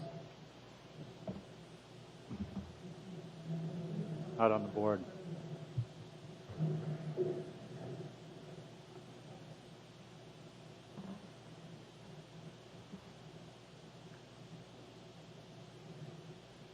It's 5-5, which means that 1, 2, 3, 4, 5. 6, no. Okay, well, the motion to postpone failed. All right, we're back with the main resolution. The question's been called. I've got amendments that I would like to move. All right, at this point, there is opposition to the call the question. Call the question takes a 3/4 vote, and as yet, the call to question wasn't seconded, so I'm not recognizing the call to question. Is there, just a moment, thank you. If you'd like to speak to the main resolution or you'd like to offer an amendment, now would be the time. For some reason, my screen's not up, so I would move to it for an amendment. Okay, if we could tell somebody, tech support in the back, we're having trouble with the screen. Mr. Clayman, go ahead. I would move, my first would be to delete on page 1, lines 15 through 20 in their entirety.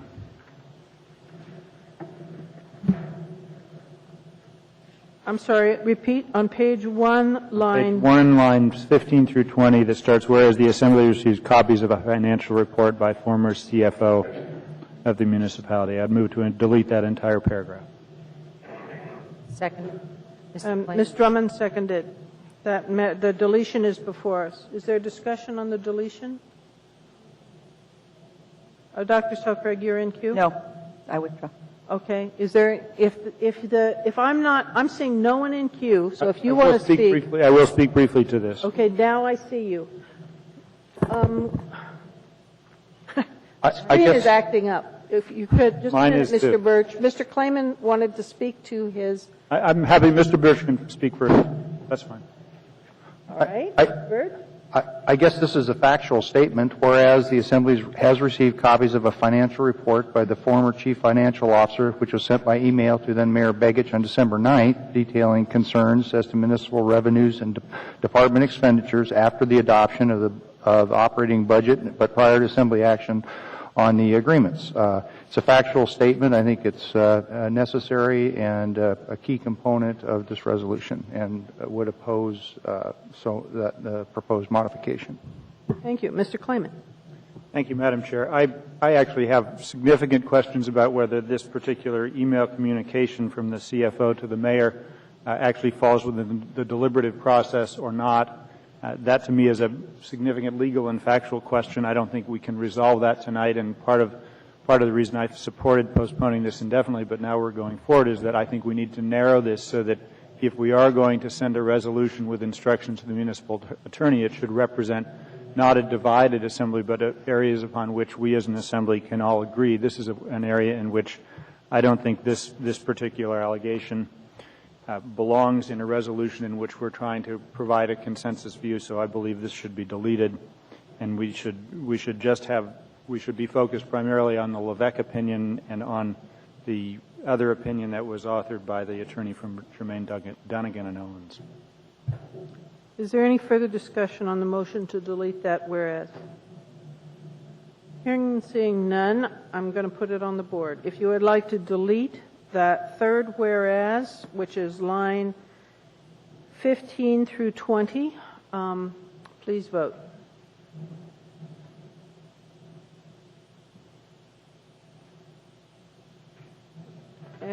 that motion to delete passes. So we have deleted lines 15 through 20.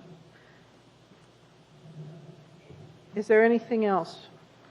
Dr. Sokrick. I'd like to amend on the first whereas, let's see, page 2, line, where is it? Oh, page. Line 12, I'd like to insert facts and laws, let's see, and after report. Just a minute, Dr. Sokrick. You're not on the whereas, you're on the resolves? Okay. Pardon? You're on the resolves? I'm on the resolves, page 2, line 12, after AR 2009-77S. Yes. I'd like to add, and all other information, reports, analysis relevant to the issues, this is including legal opinions from available sources, any available sources, including the Germain, Duncan, and Owens report we have today. Okay, and all right. Could we get that in writing, Dr. I have it right here. Thank you. All right. Is everybody clear on the amendment? Is there discussion on the amendment? Seeing no discussion, please vote on the amendment.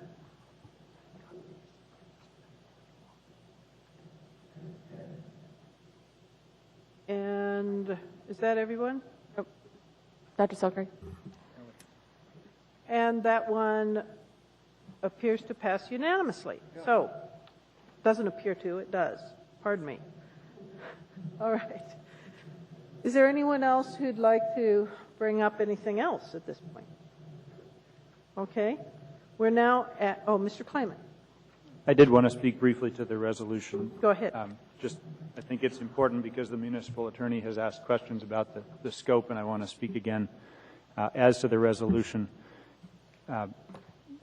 Because it seems the majority of the body wants to be supporting this, although I note I will be speaking against the resolution or voting against the resolution. I want to note that I think that your focus on providing this information should be very directed towards the Levesque opinion and towards the what I call the Germain Dunnigan and Owens letter, but actually it's formally the Tom Westcott letter, which we think was authored by attorneys at Germain Dunnigan and Owens.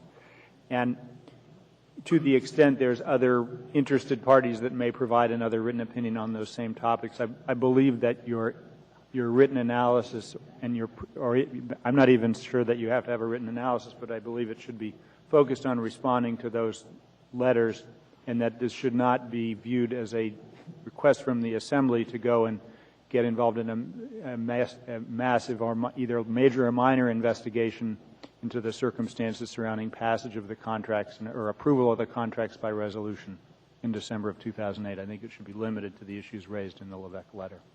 Thank you. Dr. Sokrick.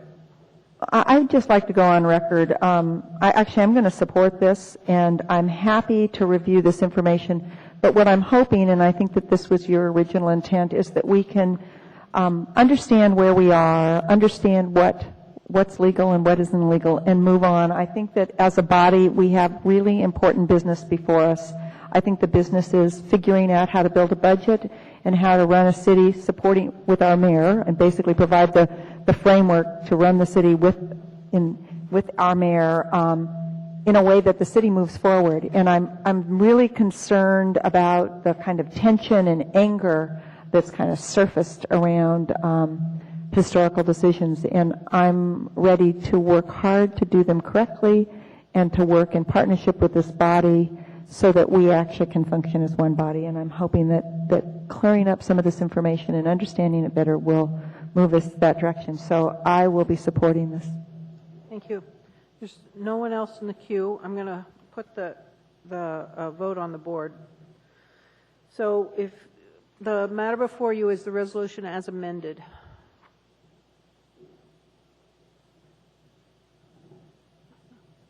Has everyone voted? And that matter passes 10-1. All right. I've been informed that our dinner is available. So I'm going to, at this time, call about a 20-minute, maybe 25-minute break, and then we'll get back to business. We are recessed. Back to to session. The next item on our agenda is, I believe, Mr. Flynn, your item on 93? Thank you, Madam Chair. Move to approve. Thank you. I was waiting. I don't know if Mr. Posey is still in the room. Do you need him? I would like he or other some fine representative of the administration. Thank you, Mr. Coffey.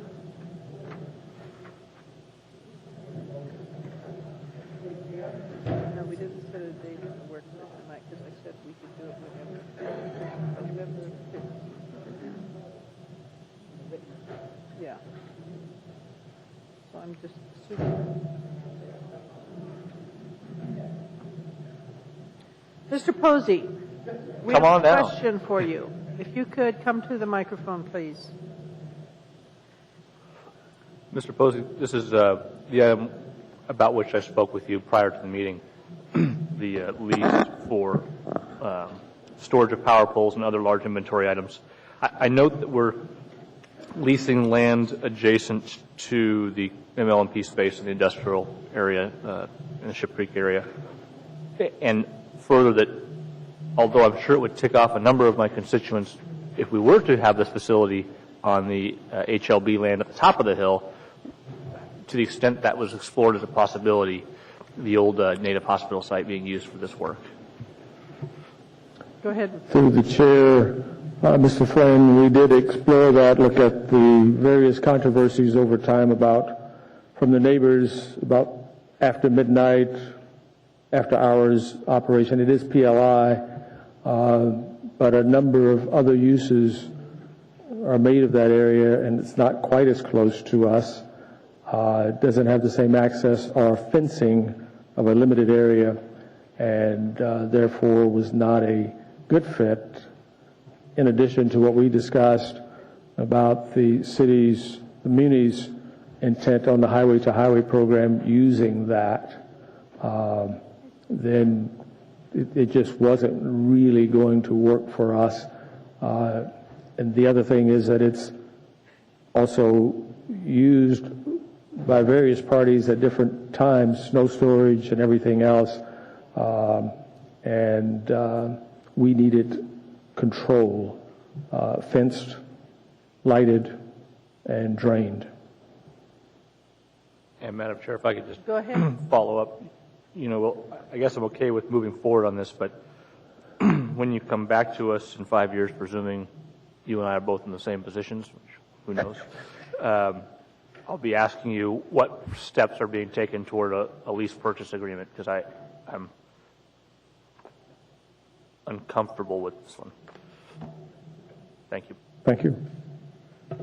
Mr. Michaelis, did you want to add anything potentially to this lease purchase discussion? That's certainly an option at some future date, but one of the things that they needed to do was get this locked in so that they could start and complete their operational aspects of it. The other thing is we would have had to probably gone in for a rezone on that other property, as I understand it. It's just not zoned properly at the current time. So, okay. Mr. Klayman? Mr. Flynn, I think, raises a very interesting question.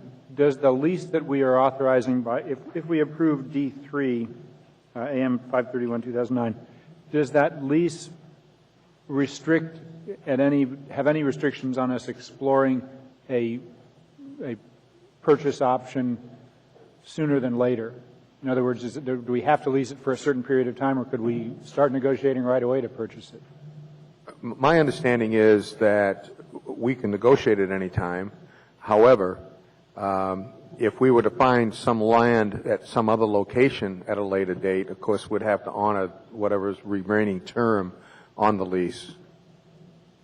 So in other words, if we all of a sudden say, wait a minute, we just found a great piece of land someplace else, and, we want to explore or use that other piece of land, then what we would have to do is either negotiate out of the current lease, or we would, continue with that lease until it termed out. But there is an option on it. There's options on it that they can get out of, right? There's some option periods for I believe after the first 5-year period, there's 5 one-year renewal options. Yeah. And of course, if we were purchasing the land, if we found other land, we could buy that land, put the poles there, and sell this land, and we wouldn't have to worry about getting out of the lease. Yes, assumably, yes. All right. Okay. Thank you. Dr. Selkirk. I guess I'm sure that there's been some due diligence on this, but $600,000 seems like quite a bit of money, and it seems like enough to actually purchase a piece of property. I mean, if we were making these kind of payments towards a piece of property, wouldn't, in the end, it be a kind of a more rational thing to do?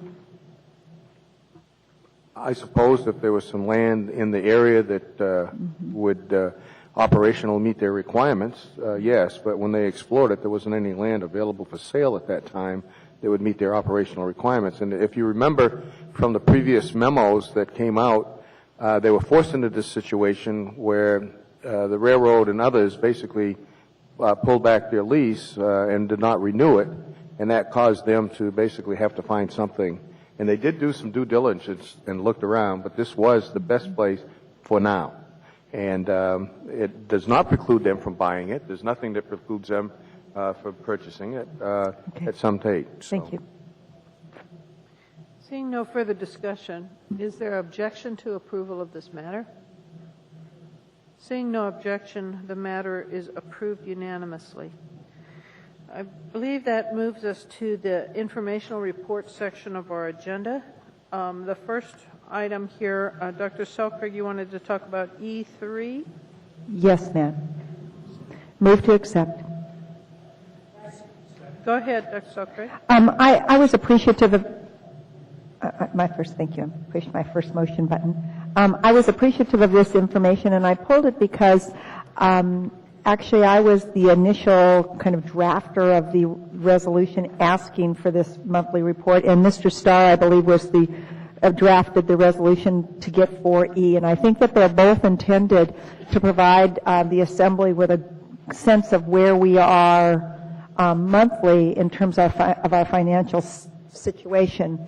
And what I actually spent quite a bit of time looking at these, and I think that there's some important things to note in each of them. And what would be really wonderful, and I pulled it to ask the administration if you would maybe take a moment and note the things that you think really matter in this, and then in the future, and I don't mean in a large report right now, but in the future, perhaps do a cover sheet that summarizes some of your observations about the monthly report, because I think that we get a lot of information, and it would be really useful to actually understand clearly where we are in terms of expenditures and revenues, and also our investments. And although I can look at this, I always find myself full of questions, and if you would just maybe address them generally in terms of what you think we're seeing here, and then in the future provide that for us, that'd be great. So I guess my first question is on the financial report. I'm kind of wondering, how are we doing this month based on the information we have? I saw in the paper we're doing better, and maybe you could address that.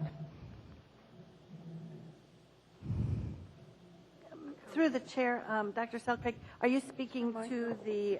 Could you turn your mic on, please? Well, it's on. Okay, I'll pull it up here. Thank you.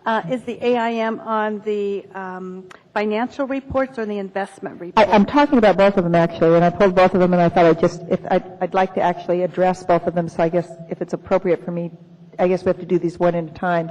But this is good information. However, I guess the ultimate issue for us is, do we have some departments that are particularly in trouble? Are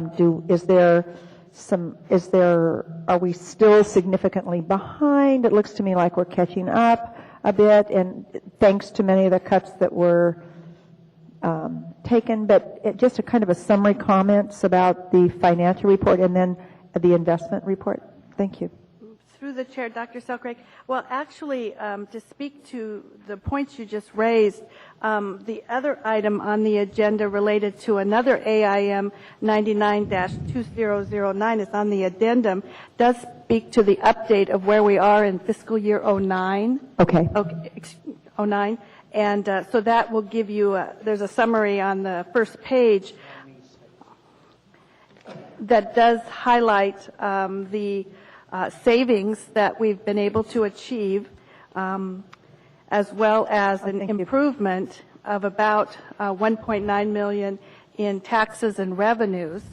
It's on page 2 of the AIM. Great, thank you. So this does give a high-level summary that is based on projections from the Treasury Department.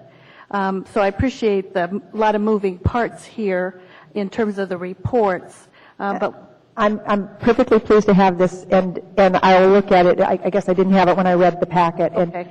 And what would be great is that if you kind of couple this somehow with our monthly report so that you provide us with this kind of overview, that'd be great. And that's all I'm asking for. Thanks very much. And then if you have any comments, does this also address our financial investments? That's actually the next item. Okay. Do you have anything else on this? No, thank you. Thank you. Mr. Starr? Well, I appreciate the data as well, and it's sort of been an evolving work progress to keep the assembly going, and it isn't hopefully make work for the Office of Management and Budget. If it is, we maybe could tweak the reports for information that's not current as our fiscal challenges change. There's a report that talks to overtime, and there was one thing I also want to comment was you gave us sort of the like-to-like comparisons where we were in 2008 at the percentage of time, snapshot in time comparison. So what I see in that regard is that the overtime seems to be running hot in a couple of departments, and use the word hot like it hasn't exceeded the budget necessarily, but it looks like unless there's a significant pullback, we're going to, and the ramifications of that are only fund balance draws or another appropriation from the Assembly, or what do you think? through the chair, Mr. Starr, first, we do report this information to the executives, and with the expectation that they will look to their departments if there's any issues.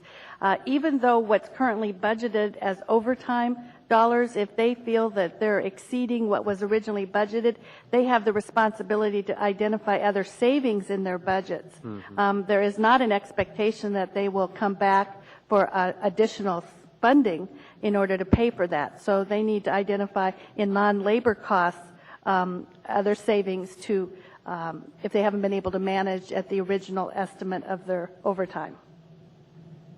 Thanks. And through the chair, we're going to go into budget discussions in a pretty wild time for your office and administration in general with budget forecasting. Is there value in the fourth quarter report to get the summary of the year end in say, the end of January for a couple of reasons? Is there a lag in the IGC reporting and the transfer monies between departments so that the way it would appear in the January report may not actually be the way it ends? And given the fact that we have other fiscal reports coming in very, very current right up to the end of the year, do you want to buy on the fourth quarter report, or can you put it together pretty easily? Well, through the chair, Mr. Starr, I mean, we can still generate the report. It won't be a reflection of all expenditures through December 31st because there is a lag. Mm-hmm. But I mean, it's a piece of information, and it's not an issue to still provide you with that. Okay. Well, historically, we've been getting this report now probably for 7 or 8 cycles, and I stack them up, and so it's actually very helpful to go back, and it eliminates other requests I would have to say, can you tell me what's going on in overtime? Can you tell me what? So it's actually, in the way I use the reports, it's a summary carry forward, which is very helpful and eliminates burdensome requests that I may put to you guys for the same information a different way. Mm-hmm. So if you're happy providing it, I think that's a good thing to have towards the end of January. Thank you. All right, Mr. Klayman. Thank you. Ms. Braska, and actually Ms. Mahoney too. I thought Dr. Selkirk made a very interesting suggestion about what I would describe as an executive summary that would go on the front page of these different reports. Are you comfortable providing that kind of executive summary on a regular basis? Through the chair, Mr. Klayman, could you define regular? Well, I mean, somewhat. When we get these monthly, and so my thought would be if you're providing an executive summary, it'd be on each report. Well, through the chair, Mr. Klayman, we can certainly provide what I would describe as highlights or issues, or if there's a concern, we can then identify what we think contributed to the problem and actions that we're taking to address it if there is a concern. So we can add some additional information, more of a discussion, if you will. Okay, I was just curious in terms of whether that's something that is reasonable to do from your perspective, and if you're both comfortable with that, then I'm certainly happy to see it. Yeah. Yeah. Okay, thank you. Dr. Selkirk? Pardon? I'm sorry.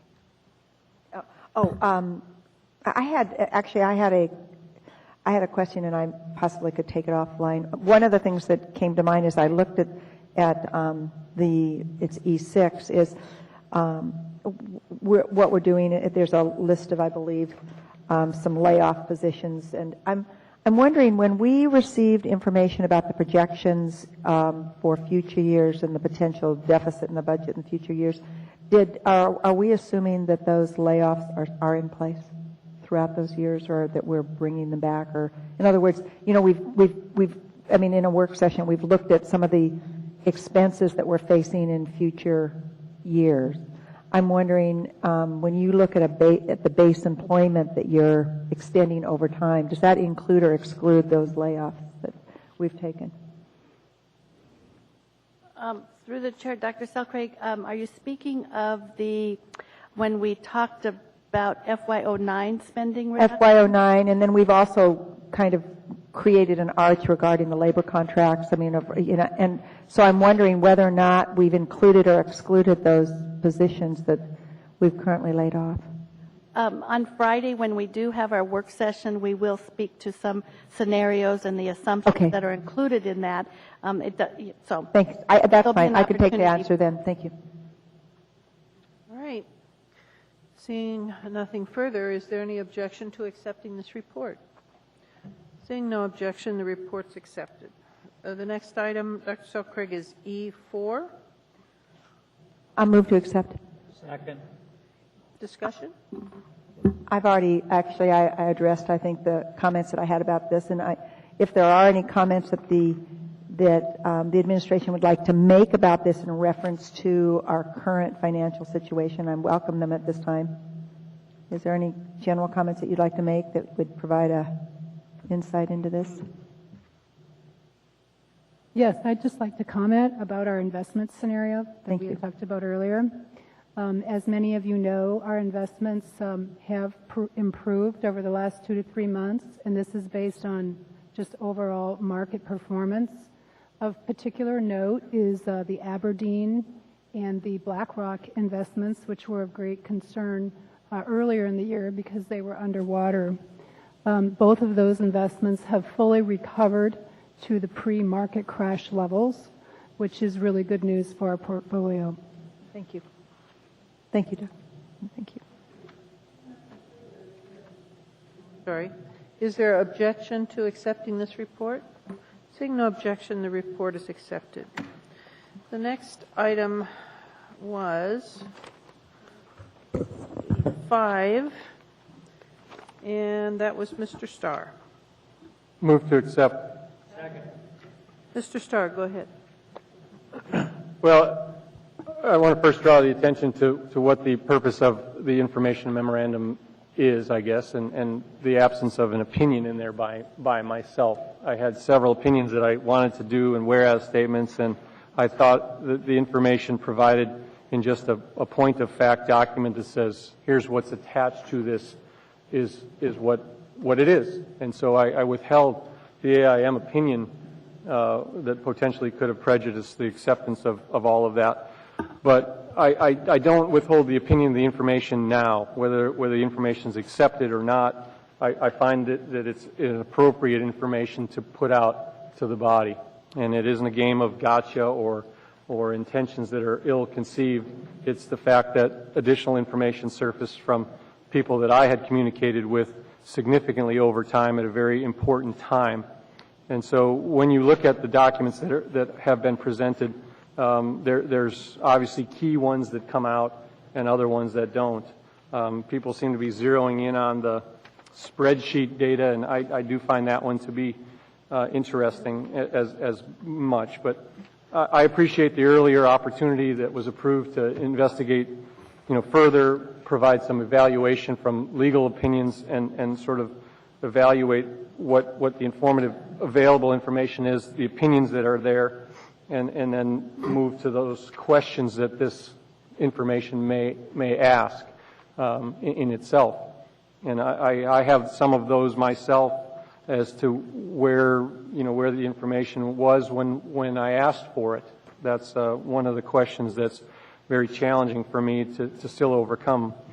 I had utmost respect and still do for Ms. Weddleton and Wanda Phillips's participation throughout their career here at the municipality, as well as the engagement that we had at very challenging times at the end of 2008. What I'm struck by is the clarity that we received in the disclosure of the information, which the clarity of the information at the time we were discussing a lot of these topics, specifically the spreadsheet information, would have been very, very helpful. I think that by tendering the AIM, my intentions are clear in that I think it is appropriate to revisit the discussions and the action items of December 2008. I don't make any bones about that. I think the statements that it's water under the bridge or irrelevant isn't necessarily true. Those decisions have and will have significant impacts on this financial basis of the city well beyond my term and most likely some of our on the body. I think the clarity, the accuracy of the information that Ms. Weddleton provided, even if it was pro forma, she was really close to the nut. She hit $33 million as a forecasted Q1 estimate. That's very enlightening. It reaffirms again my admiration in her skill level to put some of that information together. Irritated isn't the word. Angry is not really the word. I don't know that I want to go down the illustration of what else is in the emails that are available to the public now through the interchange between Ms. Weddleton and the mayor, but it's clear that she's very, very concerned. She's got an action plan put together on hiring freeze. She's got a suggestion to minimize discretionary spending.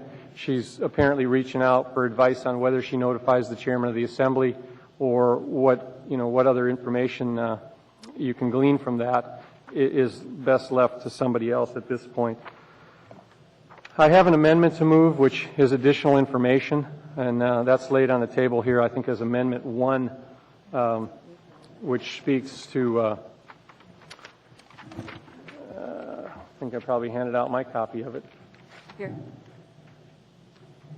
So if I can move, Madam Chairman, Amendment 1 that was put on as a floor amendment on the agenda. Okay. So the motion is basically to amend the first page to add an additional line.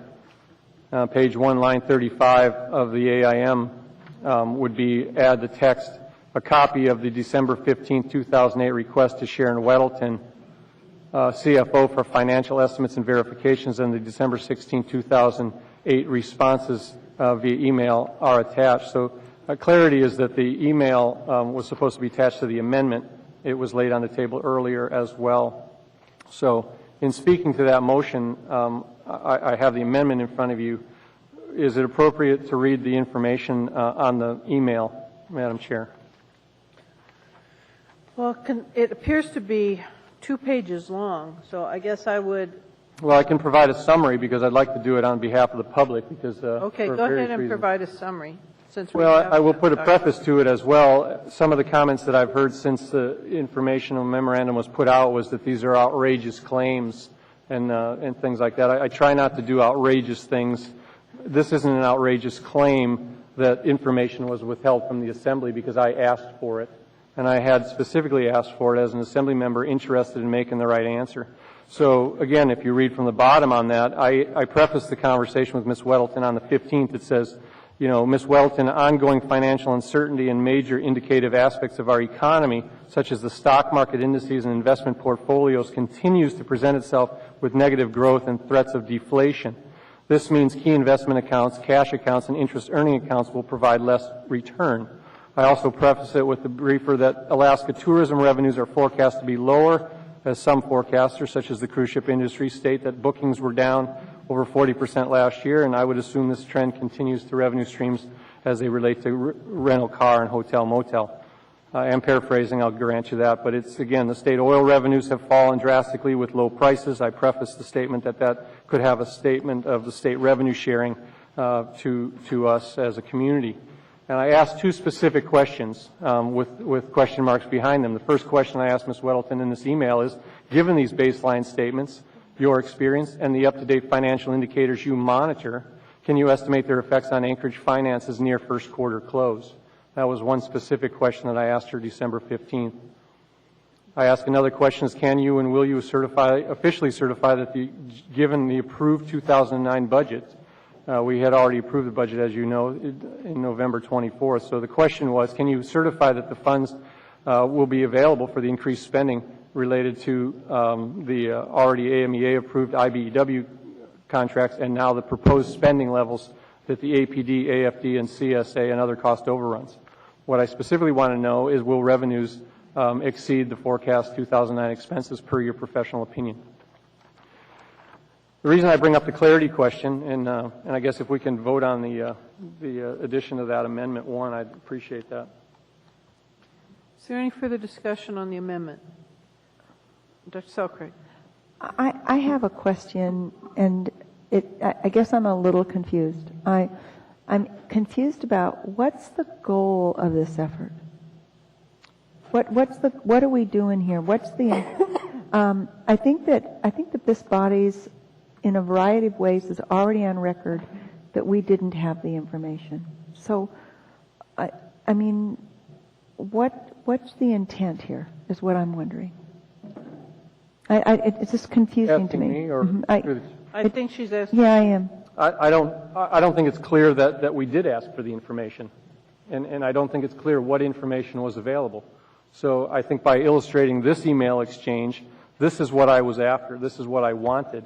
And now when you find it out that the spreadsheet that was also submitted with this AIM, that spreadsheet answered my questions. But yet the response, and I can read the response here to answer your question further, is that Ms. Weddleton in the response the next morning, or the next afternoon, should say, says, this is not something that I can easily address in an email. Perhaps it's a conversation that happened at either the assembly level or be forwarded to the Budget and Finance Committee. I'm at the assembly level. It's very critical. We're going to vote on a historic labor contract the night before, and I asked the question. I think it's inappropriate to not give me the available information, and she had it. So your intent here is to put on record this information, and that's it? Okay. Well, in the AIM, absolutely. If it fosters debate and discussion. My question has been, I think that there's been in a variety of situations, individuals on this assembly have indicated that we didn't know that we had a $17 million budget deficit until January. And it does appear that information was available sooner. My question at this point, and the reason I ask this is because we have a lot of work to do. We have a budget to create. We need to develop some sort of common agreement about where we're moving the town. And I'm wondering what good it does to go back and kind of pound the ground on this. And that's what it feels like to me, is that we're just pounding the ground on the fact that things weren't done perfectly. They weren't done perfectly, and that's the problem. So, and if the goal is putting on record what occurred, and that's what the goal is, that clarifies it for me. So thanks. And I can answer further. I think the goal is in my opinion, that we had information that was intentionally withheld from us so that we wouldn't ask these financial questions. The times we were asking questions about historic labor cost contracts and things such as that. So my questioning basis to the administration, if I had this spreadsheet information or my question was answered, my questioning basis, and I suspect a lot of the people on this body would have asked different questions as it related to the testimonies of the administration, their responses, and what information we used to approve or not approve those labor contracts. It's clear who voted yes and no on the contracts, absolutely. But the argument basis that I could use to debate you, for example, which was skewed. I was not provided available information that would have helped me convince you that this was detrimental to the city. And that's why I want to bring it back up. I think it's important to do that. I will go on the statement further that I believe that we approved these are, is my opinion. I'm not a lawyer, thank goodness, but I think the idea is that if we approve these labor contracts under false pretense or a fraudulent atmosphere, I want to have that answered as well. And I think we're addressing that in another construct and in another format. That's fair. being presented. This information is important that the Assembly get it. This is the way I'm doing it. So, again, the amendment is standing, I guess. So. Okay, Mr. Klayman. Just a question for the chair. As I understand it, because this is being provided as on an information basis, it's not asking us to vote or approve or offer any opinion whatsoever on this information, that by accepting the information, we're just accepting that he's provided us with the information. That is true. In fact, we have precedent of accepting information that some of us disagreed with. I'm specifically thinking about the school district's capital forecast document that we accepted but made comment on. So, yes. Right. Okay. Thank you. That's the only question I have. Okay. Thank you. The amendment is before us. Is there any objection to approval of the amendment? Madam Chair, I object. All right. Thank Then you. I'm going to put it on the board. Point of clarity, Madam Chair. Point of clarity. This would incorporate that additional document into the Yes. AIM. That's Yes. all the amendment That's all does. that's before Thank us you. right now. Yes. All right. Please vote on the, okay, everybody knows, apparently. Mr. Flynn, I don't think you can abstain on this one. All right. The inclusion of the additional information to the AIM is approved 9-2. All right, we're back to the main AIM. Is there further discussion on the main AIM? Mr. Coffey. Thank you, Madam Chair. You noted earlier that this is a politically divided body. But I know one thing that doesn't divide us, and that is that each and every one of us here is doing what we think is in the best interest of the public when we take our votes and make our statements. We're trying to serve the public. I don't think there's a single person here who doesn't put that first and foremost in their minds. While we may very well disagree on what is in the public interest, it is not a disagreement that is first and foremost in our minds. I'd like to say this, too. I thank Mr. Starr for his tenacity. He knows budgets and finance in ways that his knowledge makes mine pale. And I've been here longer than him, and I am always amazed at how he is able to ferret out information and analyze. I think we would be wise to listen to him when he speaks of things financial. And then the other thing that occurred to me, and as I was preparing for this evening, is how do I really feel when I read this thing? What I feel most is sadness a bit, disappointment a bit, a lot actually, because I went out and reread the oath of office that every one of us here takes and that the chief executives of the city all take, and we swear to uphold the charter and to do our job to the best of our ability. And I ask you, and then I read the charter section, which I also provided a copy, which is 1306, and this is in our Constitution. We call it a charter, but it's a Constitution. If the mayor determines that revenues will be less than appropriations for a fiscal year, the mayor shall so report to the Assembly. Shall is mandatory. It's not may, it's not anything other than you're directed to do it. And then it goes on to say what the Assembly can do and what we can't do. So then I ask you this question. On December 9th, an email was sent from the Chief Financial Officer saying my best estimate of the deficit is $33 million. We were looking at labor agreements that measured in the tens of millions. If you don't disclose the report from the CFO to the mayor, to this body at that time, then when would you ever? 33 million short by the best estimates of someone we all know was a good CFO who knew numbers and did her job by reporting to the mayor. And we never heard a word about it. We knew pieces of it, I don't deny that, but where was the report to the Assembly that the charter requires? And again, I say, if you don't do it then, when would you ever do it? $33 million and tens of millions in contracts? It would have made a difference. And this is what saddens me, disappoints me, and angers me the most. Our former mayor is the best politician I've ever met, and that's both laudatory and condemns, because sometimes we do the wrong things.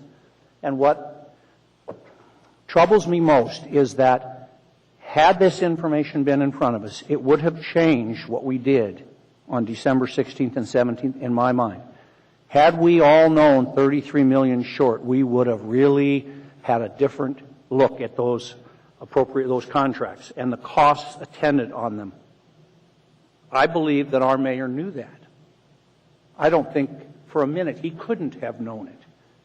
And so that leads me to why on earth didn't he tell us? And who was he serving? The public or those who had supported him over the years politically? And you draw your own conclusion. I've drawn mine. I think the public was misserved. And I think we were misserved. And I think the reason we need to talk about it is I think we need to do something so it won't happen again. And I think Mr. Klayman thinks the same thing because he provided 9F11 to us tonight that says within 20 days, if there's a change of 1%, we'll get a report. This was a potential change of 33 million against 442 million.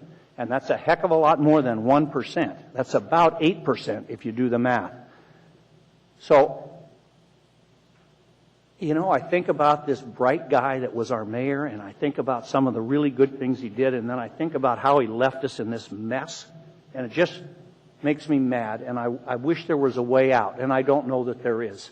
But we're going to have to deal with the consequences, and it would have been far better for all of us if we'd been given the opportunity to deal with it beforehand, and we weren't. And so I'm sorry. I'm sorry it happened this way, and I'm going to support Mr. Klayman's ordinance when it comes to prevent it from ever happening to any of us or any of our successors in the future. Thank you, Madam Chair.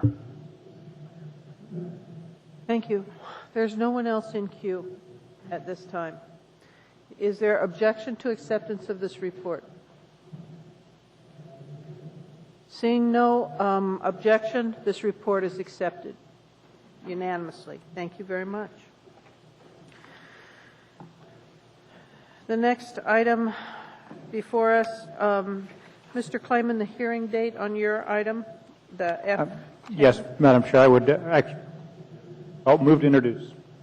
Third. And I would ask that the public hearing date be set for, I believe it would be October 27. Is there objection to that?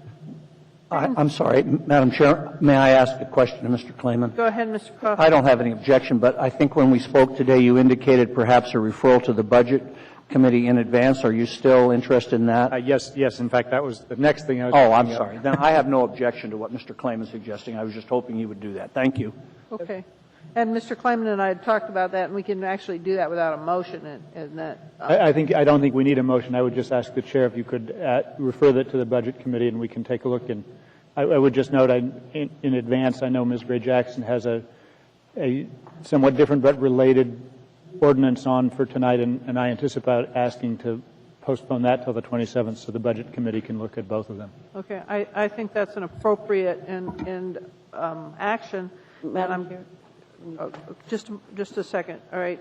Basically, the question I'm asking, though, now is if there's objection to the public hearing date of the 27th. And there seems to be none, so that public hearing date is changed. Ms. Gray Jackson? Thank you, Madam Chair. I just want to make it clear to the public that although Mr. Klayman is requesting postponement of the ordinance that I introduced that is on the agenda tonight for public hearing, that the public hearing will be opened. And if there's anyone here that would like to be heard, you will have that opportunity. Thank you, Madam Chair. Absolutely. All right. With that, then, we are finally through our consent agenda.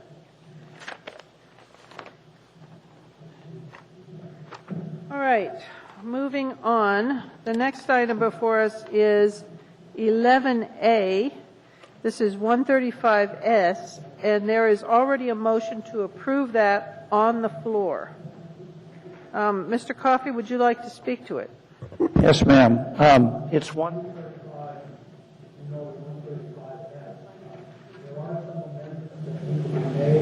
Could you speak in your mic, sir? I turned it off when I meant to turn it on. My mistake. Madam Chair, I would like to first make an amendment relative to page 3 at the top, the line 1, page 3 of 135S. And that is strike the word city manager and insert the words mayor's designee. That's at the request of the administration. So if I Second. can, thank you. Is there? Sorry, which page? That Page 3, page line 1. 3, line 1, manager or designee is the request. Mayor's designee. Yeah, mayor's designee. Is there any objection to that amendment? Hearing and seeing none, that amendment is approved. Mr. Coffey? Madam Chair, I'd like to relinquish my position to Mr. Flynn, who has discussed a couple other amendments, and he and I are in concurrence, but he has them written down. Thank you, Mr. Madam Coffey, Chair. Madam Chair. Madam Chair, if I could just weigh in for a second. Mr. Coffey, that same amendment is also appropriate on page 1, line 18.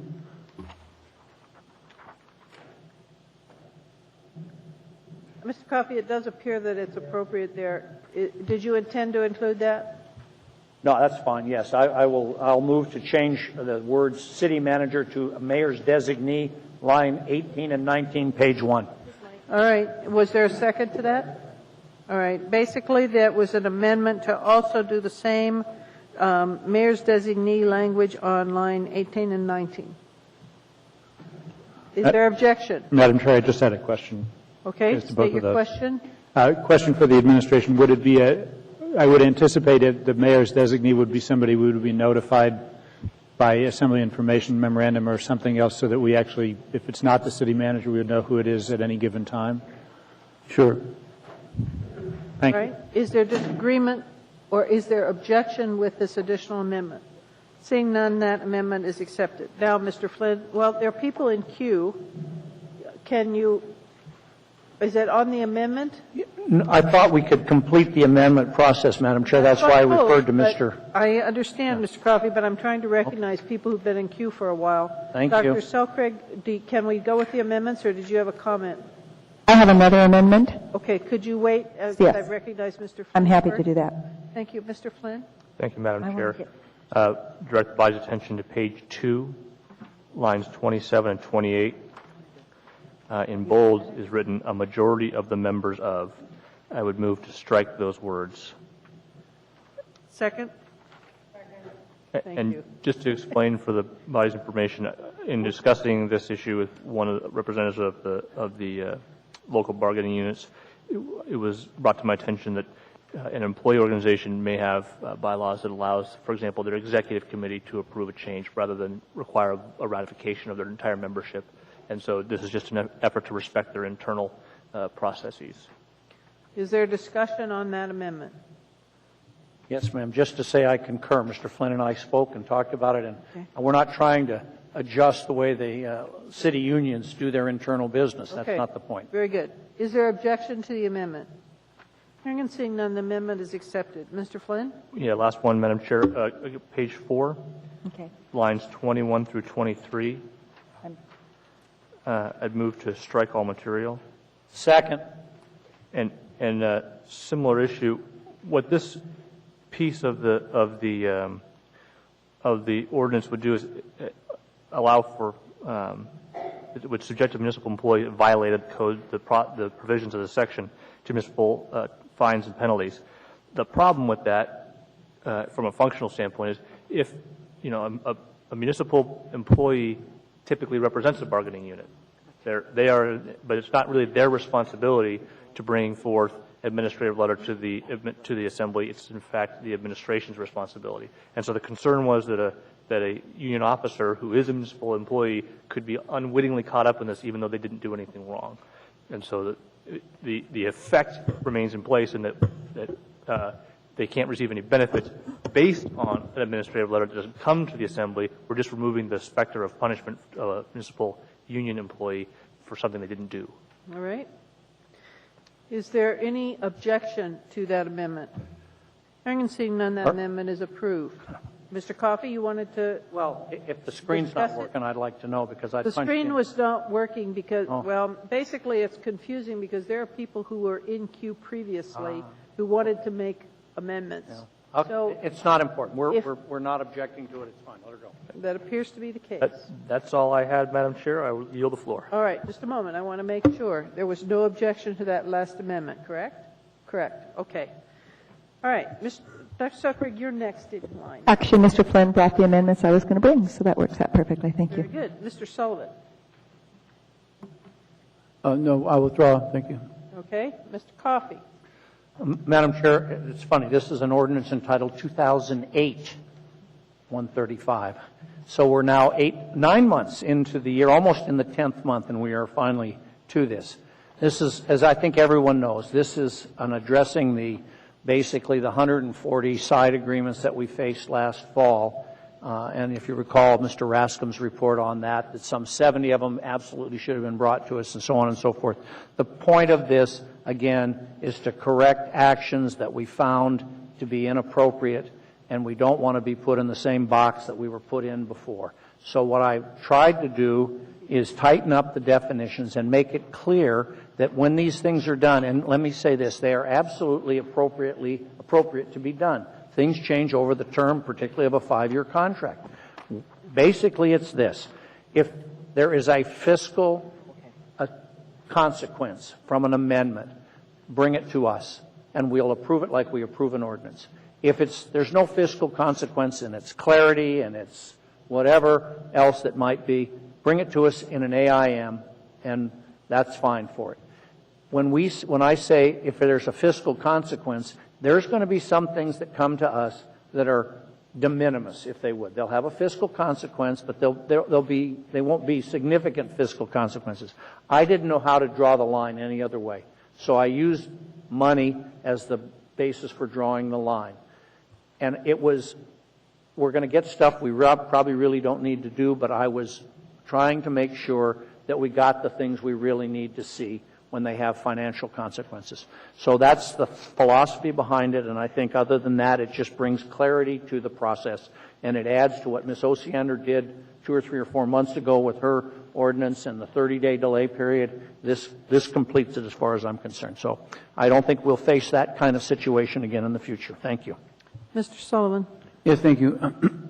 On page 404, line 14, which is the start of E2, still have some concerns about this language, which essentially says that if there is an agreement which has not been ratified by the Assembly, that there will be recovery of payments by the municipality from the bargaining unit, which represents the employees. I'm just not sure of the practicality or how that would really work. I know our council has not reviewed that particular section, but I know the Assembly Council has. Is there any comments on how you think functionally that could actually work? But it just seems problematic that we would go to the bargaining unit to... Thank you, Mr. Sullivan. That's the section I asked you about earlier, too. Ms. Tucker, could you respond since you wrote that, I believe? Or Mr. Coffey, whoever. Functionally, how would lines 14 through 19 work is the question. To either one of you. Whoever. Oh, I've got mine. Okay. Mr. Coffey? The effort was to put both sides on notice that when it was a fiscal matter, that we speak to it. And if you don't do it, there should be consequences. What would they be? We're not throwing people in jail. What are we going to do? Slap them on the wrist? We're going to say that's a bad thing? We had 140 of these deals. So the idea was to put a little bit of teeth in it. Do I know exactly how it might work? No, but I'll tell you what, with this language in here, I think there will be caution by the administration and caution by those representing our unions that to ensure that these matters are brought before us. We took out the individual responsibility. Now we made it a collective one of those who benefit from violating our law. I didn't think it'd be easy, and it may even be cumbersome. But what other teeth have you got? Somebody's got a better idea. I'll listen to it. Okay. At this point, there's a number of people in queue. So if you want to speak to the amendment, if you could raise your hand, I'd appreciate it so I get everybody. All right, Mr. Gutierrez? I don't think there's an amendment on the floor, Madam. Oh, pardon me. I jumped the gun. All right. To the same point, though. Go ahead. I was going to speak to that point as well. I'm troubled, and not necessarily that we... I'm sorry, Madam Chair. Who? Oh, you have the floor. Thank you. Not that we necessarily have to have all the details worked out, but this is... Again, the point comes, can we punish someone for something they didn't do? are we going to reach into a bank account of an employee who, through absolutely no fault of their own, received a payment? No. It's troubling, but we need to know how this is going to work, at least at some level. But Mike, it doesn't say employee, it says the bargaining unit. Okay. It's the leadership is what we're trying to do. I don't say it's perfect, but I understand what you're saying, but it's the unit, we took out 3, which was the person. Okay. Well, the mayor had initially asked for comment from Assembly Council, and I would like to do the same, Madam Chair, and I believe Ms. Tucker was trying to collect her notes, and so I'd like to hear comment from her on this. Ms. Tucker, can you respond? Thank you, Mr. Gutierrez and Assembly members through the chair. This is an item that Mr. Coffey and I talked about quite a bit when this first came in. It was a provision that I reviewed. I did not draft it. And as Mr. Coffey indicated, we had discussions of concern about, obviously, I mean, as he pointed out, I could not see a way where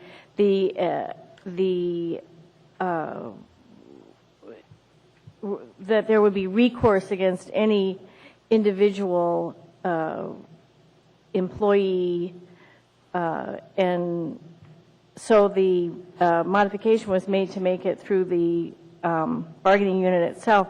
I don't know. I agree with what Mr. Coffey said. I don't know that that's a very easy remedy.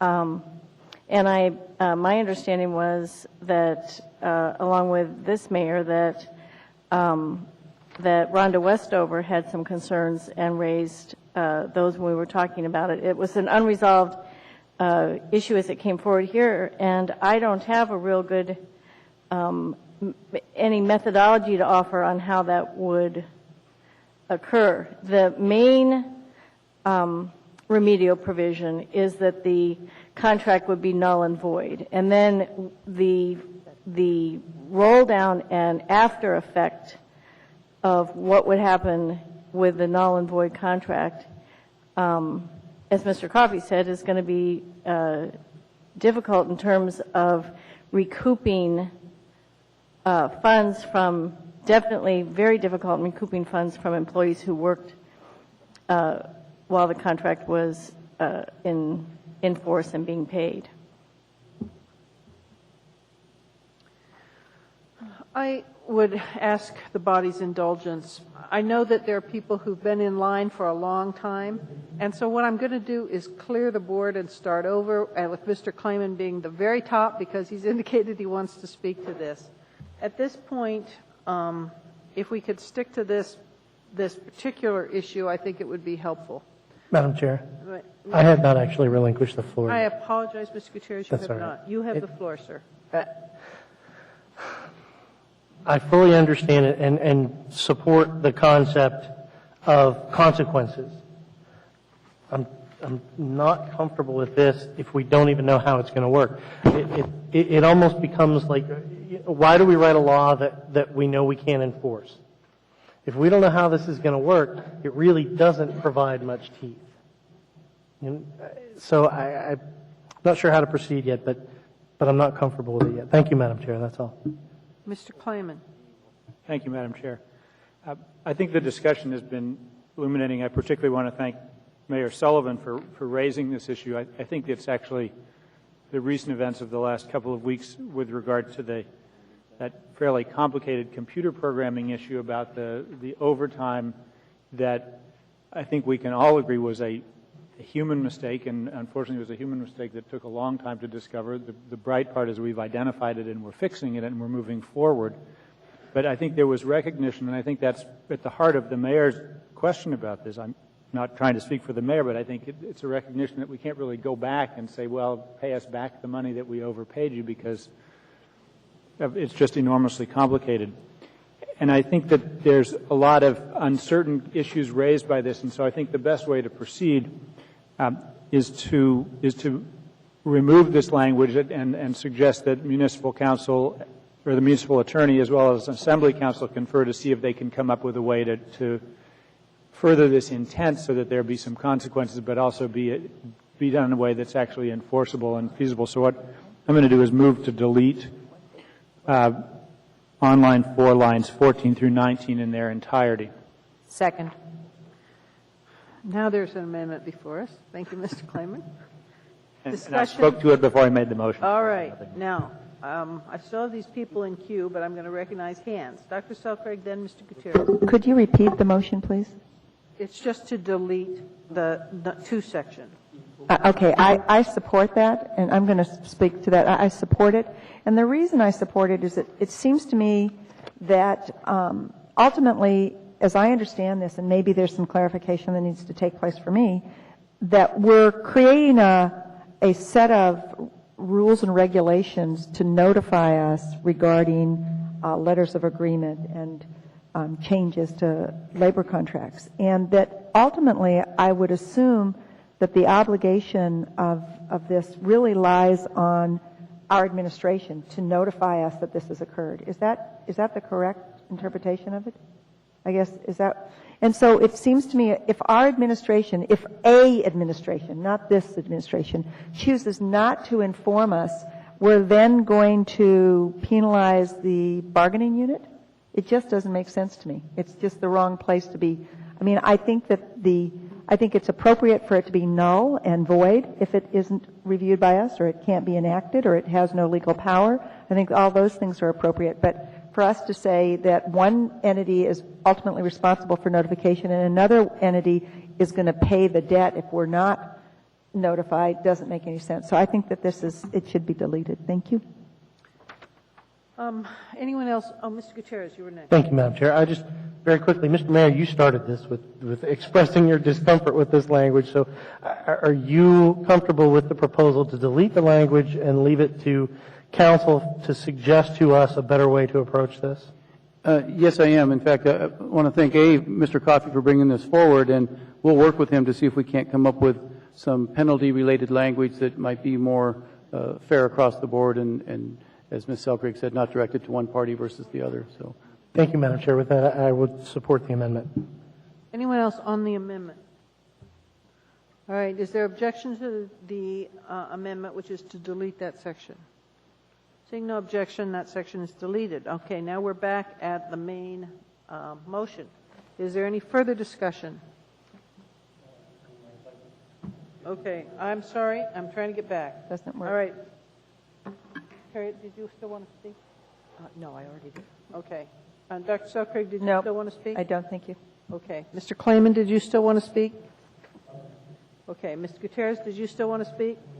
Mr. Starr, we're finally there. Go ahead. In more ways than one, the history of this document, again, is sort of this disclosure factor and the side agreements topic that was all abrasive to all of us. And it went through to an independent auditor that had findings and disagreements over who was responsible to notify the administration. Then we went round and round on what an administrative letter requirement was. But it was tantamount at the discussion point, similar to tonight, where we should have provided some legal counsel and some legal support to the topic at the time. It put the administration at odds with our independent auditor findings. That was not a good place to go.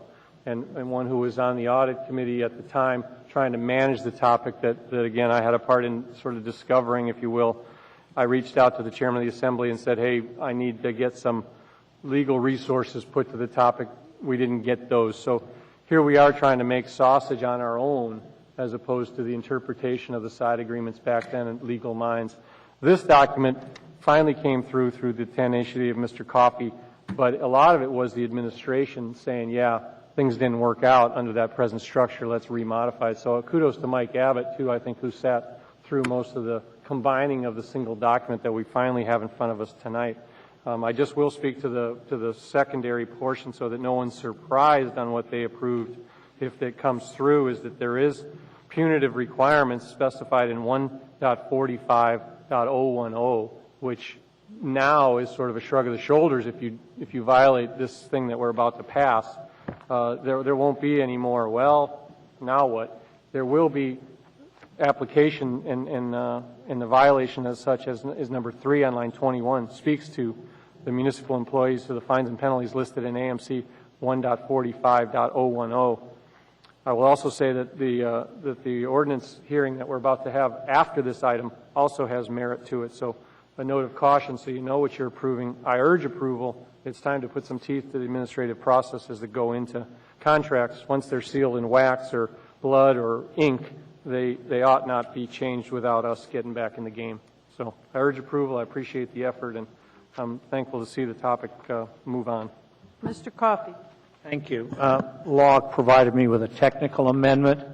It's on page 4, line 5, and it basically reflects the fact that 2 and 3 have been deleted, and I will read it, and then I will give the copy to the clerk. Line 5 should be read as follows: remedial actions, in the event that the provisions of this section are violated by administrative action, then we delete the language, the following remedial action shall apply. And it will then read, are violated by administrative action, and in the absence of assembly approval, which is what is found in number 1, any labor agreement, modification, et cetera, shall, and that will be the new language. Okay, and I'll give it to the clerk right now. This is what Mr. Wheeler prepared. Thank so you. I move that amendment. Thank you, Mr. Wheeler. That really helps. Is there objection to that amendment? Hearing and seeing none, that amendment is incorporated. We are now to the main matter, as amended. Is there objection? Wait a minute. Ms. Tucker? Thank you, through the chair. I am actually a little concerned about that amendment. That's why I put the request to speak before you ruled that it had been approved. Mr. Wheeler and I didn't have a chance to talk about that before he gave it to Mr. Coffey. And although I understand the rationale for making a correction, I think that a different correction would be in order. We're waiting to hear it. Point of order, Madam Chair. Could I suggest about a 5-minute stand down so they can confer privately and try to get a consensus without having to do all this on the record? Good idea. Could I actually ask, rather than a stand down and attempt to move the agenda, that we just postpone this till after the next item is done? Would there be objection to doing that? All right, we're just going to postpone this for a short period of time. Madam Chair, I think a 5-minute recess might be appropriate to discuss a couple topics. So if we could do that, I'd support it. Okay, apparently there's... Let's stand down, Madam Chair. I would agree, Madam Chair. All right, I'm hearing a chorus of a 5-minute recess, so we will go that way instead. We go on a 5-minute recess.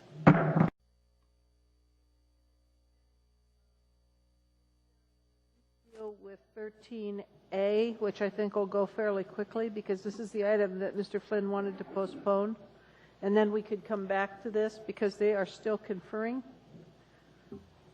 So if there's no objection then to reordering the agenda to deal with 13A at this time? Seeing no objection then, Mr. Flynn, do you want to? Madam Chair, do you want to open the public hearing?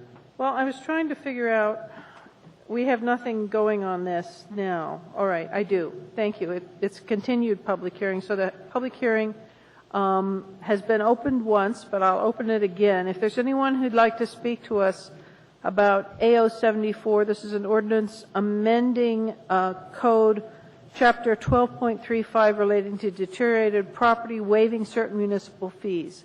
And to let you know that there's going to be a motion to postpone this. So if you speak now, you may not be able to speak later. Is there anyone who'd like to speak to us on this matter? Hearing and seeing no one, Mr. Flynn? Yeah, Madam Chair, I would move to continue the public hearing to our January 12 meeting. Second. Is there an objection to doing that? Hearing and seeing no objection, this matter is continued to January 12th. Thank you, Madam Chair. They appear to still be conferring. Madam Chair. Ms. Gray-Jackson. Thank you, Madam Chair. I would like to move to change the order of the day to take up 14I, and it's another instance where we have a municipal employee out there who could really go home based on the nature of the resolution. Second. All All right. Thank you. Is there objection to deal with 14I at this time? Seeing no objection, I'm going to open the public hearing for 14I. This is AR 215. This is a resolution of the municipality appropriating a federal grant through the State of Alaska Department of Health and Social Services in the amount of $572,250 state categorical grants fund for the Coordinated Senior Transportation Services, the Public Transportation Department. If you'd like to speak to us on this matter, please come forward. Hearing and seeing no one, the public hearing is closed. Is there discussion? Is there objection? Hearing and seeing none, that matter is approved. Madam Chair, person privilege. I'd ask if we could take up, for the same reasons, because it's the same municipal employee involving the same department, if we could take up 14G and 14H for the same reasons as we just took up 14I. All right. There's a request 14G and H. Would there be objection to reordering the agenda?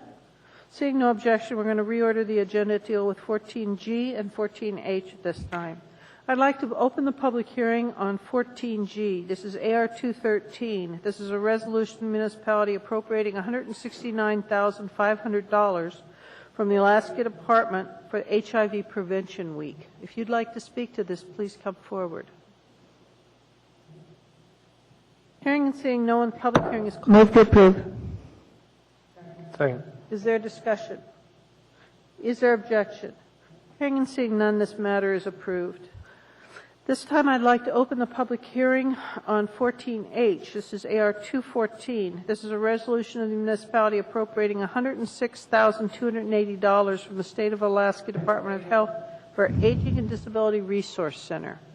If you'd like to speak to us on this matter, please come forward. Hearing and seeing no one, the public hearing is closed. Move to approve. Second. Is there discussion? Is there objection? Hearing and seeing none, that matter is also approved unanimously. Madam Chair, I'd again move to change the order of the day to take up 14E, 14F, and 14J, all of which I predict will not be seriously contested. You said E, F, and J? E, F, and J. All right. Is there objection to dealing with E, F, and J at this time? Probably need a second. Seeing no objection, I'm going to reorder the agenda to deal with E, F, and J. I'd like to open the public hearing on 14E. This is AR 218. This is a resolution appropriating a state grant per Senate Bill 75 in the amount of $4,080,000 to be applied towards the Girdwood Wastewater Treatment Facility Upgrade Project. If you'd like to speak to us on this matter, please come forward. Hearing and seeing no one, the public hearing is closed. Move to approve. Is there discussion? Is there objection? Hearing and seeing none, this matter is approved. I'd like to open the public hearing now on 14F. This is AR 210. It's a resolution of the municipality appropriating $199,000. Basically, it's for the Emergency Alcohol Community Service Program, Community Service Patrol. If you'd like to speak to us on this matter, please come forward. Hearing and seeing no one, the public hearing is closed. Move to approve. Second. Is there discussion? Is there objection? Hearing and seeing none, that matter is approved. The next item before us is 14J. This is AR 219. There's a resolution appropriating $2,599,578 from the U.S. Department of Justice and $122,783 from Anchorage Police as contributions for the COPS Hiring Recovery Program. If anyone would like to speak to us on this matter, please come forward. Hearing and seeing no one, public hearing is closed. Move to approve. Mr. Starr. No, I have no questions. I got it came to me. Never mind. Okay. Mr. Klayman. I'll just speak very quickly on this. I know oftentimes Mr. Coffey questions the fact that we're having to spend city money to pay for some of the benefits, but this particular grant, which comes from under the American Recovery Act, is specific to allowing the police department to keep officers hired that would otherwise have to be laid off because of budget concerns. So what this is actually doing is allowing us to keep our police force at existing levels and avoid layoffs. And so this is a huge win for the city, and it allows us to keep these police officers employed, I think, for at least a two, if not a 3-year period, Chief? 3-year period. And so this is a real benefit for the city, and I'd urge approval. Is there any further discussion? Is there objection? Hearing, seeing none, this matter is approved unanimously. They're not talking anymore. Let's go. That is a positive sign. All right, let's go back then, if we could, to 11A. And if you recall, we had just approved an amendment to the wording on page 4, E section, and now Ms. Tucker suggested better wording. So I'm going to read to you what her suggestion is at this point. Her suggestion would be to delete the words, "The following remedial action shall apply in the absence of assembly approval." So in other words, it would read under E, remedial actions. In the event that the provisions of this section are violated by administrative action, any labor agreement, modification, written interpretation, or other change, alteration, or amendment, no matter how denominated, shall be null and void with no force or effect. So it's just deleting the middle part there. Is that clear, what she's suggesting? All right. So moved, Madam Chair. Well, just a moment. We have to first go back, and we've approved something that, just a minute, the clerk was calling something to my attention.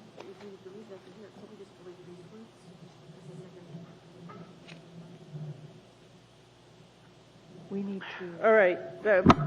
I'm unclear. The clerk tells me that the amendment that we had approved deleted the words, "The following remedial action shall apply," and then inserted the word "and." And so her belief is at this point, all we would need to accomplish what Ms. Tucker is recommending is instead to delete the words "and" in the absence of assembly approval. And that takes care of it, which is simpler, and we don't have to go back and rescind. All right. So moved. All right. Madam Chair, we had approved the amendment, but did we approve the main motion itself? Okay. So we don't need to reconsider. Okay. At this point, hearing no second. Second. Thank you. The second was Dr. Selcraig. The maker of the motion was Ms. Drummond.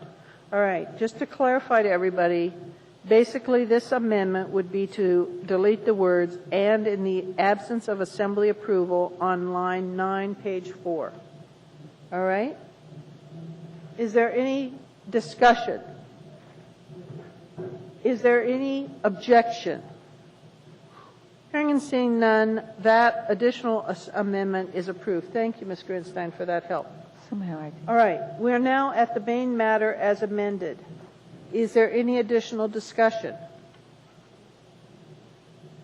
Is there any objection to approval of this motion as amended? Hearing and seeing none, that is approved unanimously as amended. Thank you. All right. We're now at 11B. And the public hearing on 11B was closed, according to my notes here, and there is no motion pending. Mr. Starr? I move the S version 2009-16. S. All right. I have to admit that in my pile of papers, I do not have the S version. It was just handed out? Okay. No? Thank you. Single page. Thank you. Does everyone have a copy? All right. Would you like to speak to this, Mr. Starr? Not really. I mean, it speaks pretty clear as to what the intention is to move it into a remedial action. 8.75, as you guys studied, has a new section now through this, which is 180, speaks to the applicable fines and fees schedule that goes with this. Fines and penalties, I guess, is probably a better word. The S version assumes that the 2008-135S sort of has been proven. The S version here on 2009-16S removed some language from what was originally presented to basically just say, any labor agreement that's entered into without assembly ratification is subject to, which that's the intent. All right, Mr. Kleiman. I will speak against this proposal. I think the idea of adding to the penal code this kind of conduct and suggesting that this should subject a person to criminal prosecution is something that I just don't support. I don't think this is the kind of thing we need to put into the penal code, so I would oppose this. Okay. Mr. Starr? Well, I would just debate that topic because if you go back to some of the side agreements, and again, it's my judgment that I'm speaking about, no proven statements from law which would support this statement, but I think some of the acts that would justify the penal and criminal inference are justified. What I saw was some pretty egregious changes to labor contracts that sort of smacked the second and third oversight requirement of labor contract agreements, which is this body. And so, it goes with the need to put some teeth to the topic, as Mr. Coffey had said earlier, and I think that people would think twice as opposed to a shrug of the shoulders. It may be, well, what are they going to do to us kind of comment that may originate from that. So I think it's entirely appropriate. Some of the side agreements, if you study them, cost the city millions of dollars, in my opinion. And I think that this adds some teeth to it. So I think it's entirely appropriate. We do it for other things such as dogs barking or other type of criminal accusations, and this one here is typical of if there's no penalty, those that would engage in it are more motivated too. Thank you. Mr. Coffey? What's saving here is the requirement of an intentional act. That's key for me. And we've taken the individual responsibility out of the other section we just approved, the other ordinance we just approved, and we just basically said they're null and void. And so this one says if you do this intentionally, then you're subject to the fines and penalties. I don't find that to be a great big problem. In fact, I think it's about the only teeth left in it. So don't intentionally violate the law, and you don't have to worry about this. And everybody knows what the law is, particularly if you're engaged in labor negotiations. I mean, Mr. Dunnigan showed up here tonight over a questionable opinion, and there he is. So I don't find this to be too bad. I'll support it. Ms. Gray Jackson? Thank you, Madam Chair. I won't be supporting this because, quite frankly, I think it's a little bit too harsh. We had an issue last year on side letters, and we've taken care of that problem by approving 2008-135S with some amendments. And we have employees, they get it. They understand where we're coming from, and they know what needs to happen. And I just think that adding a penalty for any reason is just not the right thing to do. Thank you, Madam Chair. Mr. Gutierrez? Thank you, Madam Chair. I was unfamiliar with 145010, so I just pulled it up very quickly. And imprisonment, 30 days, seems excessive. And I would remind, I don't have any issue with adding teeth to our ordinances. That's not a problem. But I also, the punishment shouldn't be overly excessive, and perhaps imprisonment of 30 days is in this case. And also with the last issue, we didn't remove actually the personal responsibility segment. What we did was ask council to come up with a better way to do it. It has to be there, but we are going to get there. I don't support this. I think it's just too much. Thank you, Madam Chair. Dr. Selkirk? I'm a little confused about who we're directing this to. Are we saying that if an employee that we have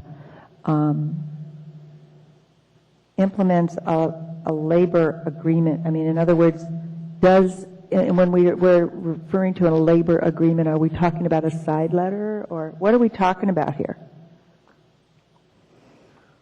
Who'd like to respond to that? Mr. Coffey? Well, there were two things done that started this whole process. There was written contracts that were signed and approved by this body. Then there was 140 side agreements, most of them between the administration and the police department. And they included such things as taking cars to as far north of Wasilla, if you recall all that. And I also recall that when asked about it, we were told it was an experiment that they were trying, and it turned out, of course, to be a side agreement, which was discovered later. And it became clear that the city auditor, Mr. Rascom, said that at a minimum 70 of these should have come in front of us. That is a pretty egregious practice that cost the city a lot of money. That led to 135 and 135S, which we just approved. Now the question is, are we going to hold those who may implement a labor contract without our approval intentionally, whether or not they're subject to fines and penalties, which include, as Mr. Gutierrez pointed out, up to 30 days in jail, although I think that would be the maximum as I understand that provision of law. And it would apply to a mayor, it would apply to a human resources director, it would apply to someone who was a representative of a bargaining unit who implemented intentionally in violation of these titles those possible penalties. And then I have one last question. Well, I was asking you the question. You were answering my question. And I was going to have one last comment. Okay, I thought you said you had a question. No, I meant comment. And I would ask, in a sense, as a sense of a comment, well, what would you do? Okay. What else would you do? There we have it. So you didn't realize, I'm still wondering, what I wonder about this is that we have code and requirements all over the place that our employees are supposed to implement. And if they don't, it seems to me it's appropriate for them to be fired, it's appropriate for them to be disciplined. An example is, you can come in for a zone change and say the staff person doesn't adequately follow the rules in terms of the zone change, and actually it can be a very expensive thing for us in the end. I mean, we don't put people in jail for that kind of an error. I think that it's appropriate to talk about some sort of discipline in terms of job review and them losing their job, but I think that escalating it to putting people in jail, and I also think that the implementation of this is going to be very complex in terms of intentional acts. I mean, I think we're going to be in court deciding what was intentional and what was accidental. And so it just seems to me that, I'm perfectly happy with outcomes in terms of employees who aren't following the rules, and I think that they should be disciplined through a HR process and not put in jail. And I think the HR process should review whether or not they're appropriately doing their job, and if they're not, then maybe they should be let go. But to, drag people off and put them in jail because they potentially erred and it's perceived as an intentional act, I think the whole intentional act thing is going to be very tough. And I guess I'm interested from counsel's perspective how difficult it is to establish intentionality in this. Does Mr. Wheeler have any comments on this at all? The administration, Mr. Wheeler? Through the chair, Assemblyman Selcraig, not having been in the prosecutor's seat that often, I hope I can hedge my my opinion a little bit here, but typically when you go to prove intent, you need that smoking gun, if you will. Do you have something that demonstrates what that individual was actually thinking or intended to accomplish? And that's not always an easy thing to determine, or convince a jury is in case the fact beyond a reasonable doubt. I guess I'd also like Ms. Tucker's opinion.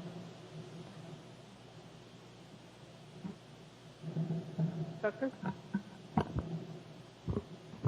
Ms. Selkry, through the chair, in order for it to be a criminal act, there has to be an intent. And so, just as Mr. Wheeler has indicated, there are going to be obstacles, and it would only be in a situation where it was very, very egregious and you had the factual basis that Mr. Wheeler is talking about, that you would ever be able to successfully prosecute a crime like this. Also, if my understanding in brief conversations I've had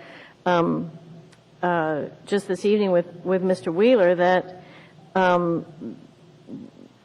when something like this comes up that involves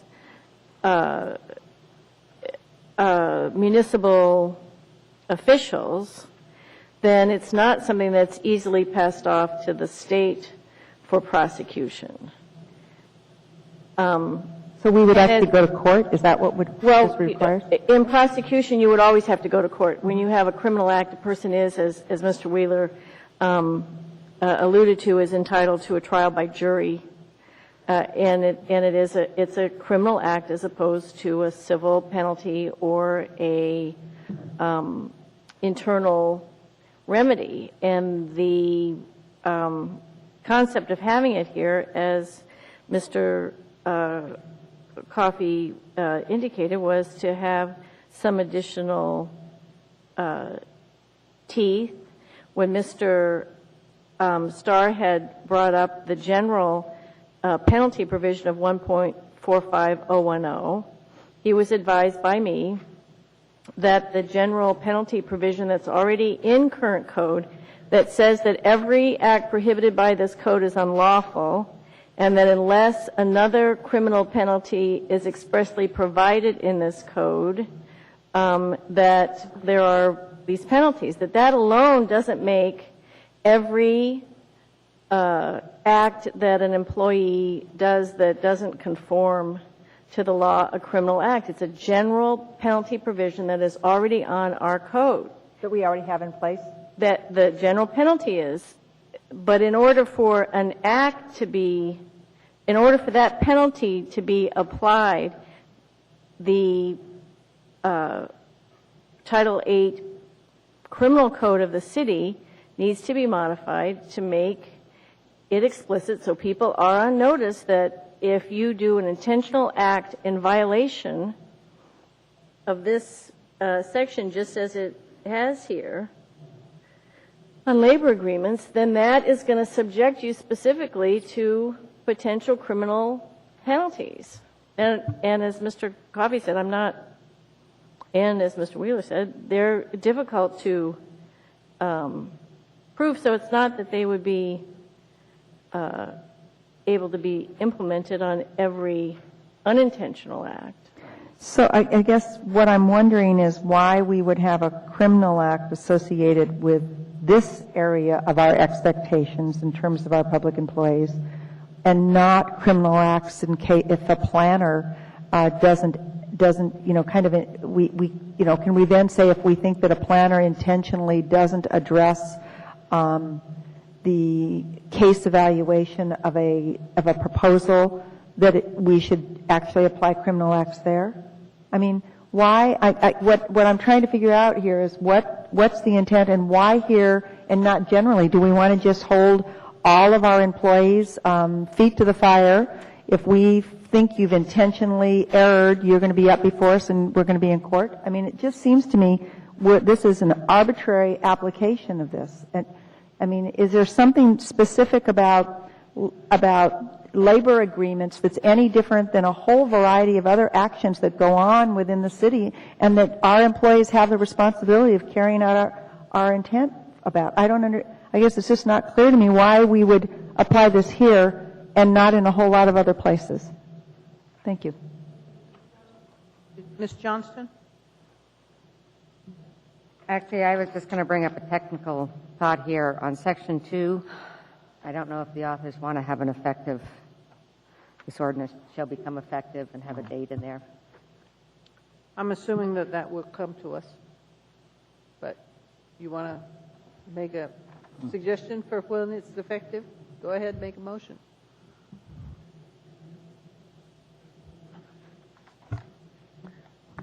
January 1st. I mean, no, 20. December, huh? December 31st. No. No, January 1st, but 2009. Second. Assuming it passes. I don't think you can make it January 1st, 2009. That would be an No. ex post facto law. Yeah, I'm sorry, It can 10. be 2010 or December 31st, Right. 09. So December 31st, 2009. Whatever. Okay, was that a motion? Yes. Second. Thank you. All right. The motion is to, in the effective date, put in December 31st, 2009. Is there a discussion on that? Is there objection to that? Hearing and seeing none, that effective date is included. All right. We're back to the matter, and there are a number of people in queue, if I can get my screen to show it again. And I can't. There. Mr. Flynn. Thank you, Madam Chair. Perhaps I could get a little assistance on statutory construct in the ordinance we just passed on page 3, beginning on line 36. I have your copy, Ms. Johnston, so it won't help you to look in your pile. It reads, intentional actions in violation of this section 37130 are subject to fines and penalties under Anchorage Municipal Code section 145.010, and the implementation without assembly approval is prohibited under the Municipal Penal Code Title 8. Given that, isn't this... What? Are you reading from the 135S point of order? It doesn't say intentional actions by municipal employees. It says actions by. And on page 3, Page 3, of the line S version, 21. line 34, So it's done. or sorry, line 36, intentional actions and violations of the section. I'm sorry. Which? I'm just trying to figure out if we obviated the need to do this. All right. Mr. Flynn's point. Mr. Flynn, one more time. It's on page 3. Lines 36 through 39. All right. It does say intentional action. So, question to either Mr. Coffey or Mr. Starr. I just wondered Is if you already that covered who you wanted it to? Yeah, or whoever wants to answer. I thought we addressed it already. Mr. Starr, do you want to respond? I can. It's addressed, obviously. What happened was the S version of Mr. Coffey's was changed to include that item in an effort to negate the need for the 16S that I put out forth. And since it's in there, I advised the body of it before we approved 135S anyhow, so I guess I knew it was in there, but it's fair.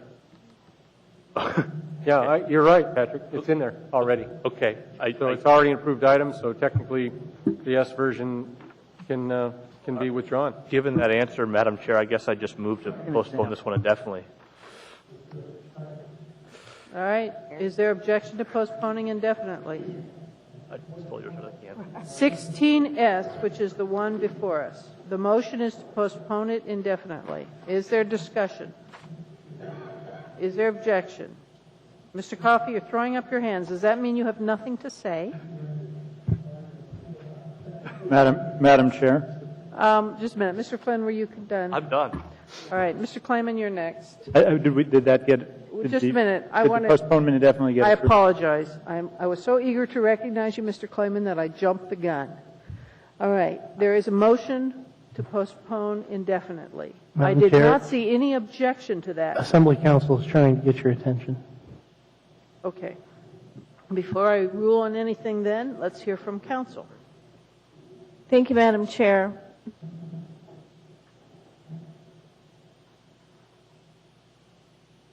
In the provision that Mr. Flynn points to, this refers to both the civil and the criminal provisions for Title 8. And that's why it says is prohibited under the Municipal Penal Code Title 8, because this one came in tandem with Mr. Starr's. So this is just a point of clarification. They are not redundant, but if you postpone Mr. Starr's indefinitely, there will be no criminal penalty. Mr. Flynn, this was your point. Would you like to pursue it?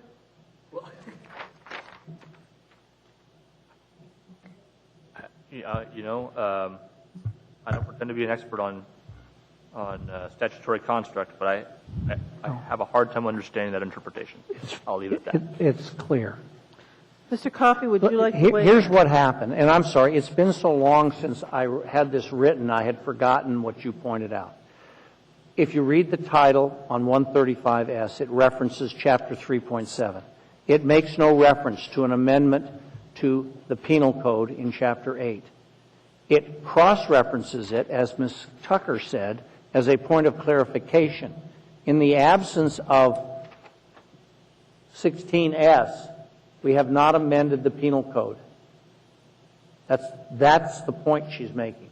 So if we don't amend the Penal Code, then the cross-reference on page 3 that Mr. Flynn pointed out it's just sort of saying something, referring to something that does not have the force of law. So we should, Madam Chair, we should just decide if we want to make an intentional violation subject to criminal sanctions. If we do, then we should pass 16S. If we don't, we should vote it down. We're getting wrapped around the axle in some procedural stuff that really, it comes down to, do we want to have it or do we not want to have it? And that's it. Thank you. At this point, there's a motion on the floor to postpone indefinitely. And I have heard some discussion about that, and I'm unclear how to proceed. I assume that there's still discussion on that point. Mr. Klayman, you want to continue that discussion? Yes. I would urge a no vote on the motion to postpone indefinitely because I think Mr. Coffey's analysis is correct. If this body wants to criminalize these acts, and I want to speak to that later, if this body wants to criminalize these alleged acts, we need to put that violation in the penal code, not just in another part of the code, but it needs to be in the penal code. And I see Ms. Tucker nodding, so that we shouldn't postpone indefinitely. We should vote on whether to put it in the penal code or not. All right. Thank you. The motion to postpone indefinitely is on the table at this point. Is there any further discussion on that? All right. I'm going to put this up on the board, I think. So at this point, I'd like you to vote. Do you want to postpone this matter indefinitely? Okay. That matter is not postponed by a vote of 10 to 1. So at this point, we're back on 16S, and there is a motion to approve on the floor. Is there are people in the queue. Mr. Klayman, do you have anything further to say on 16S? I do.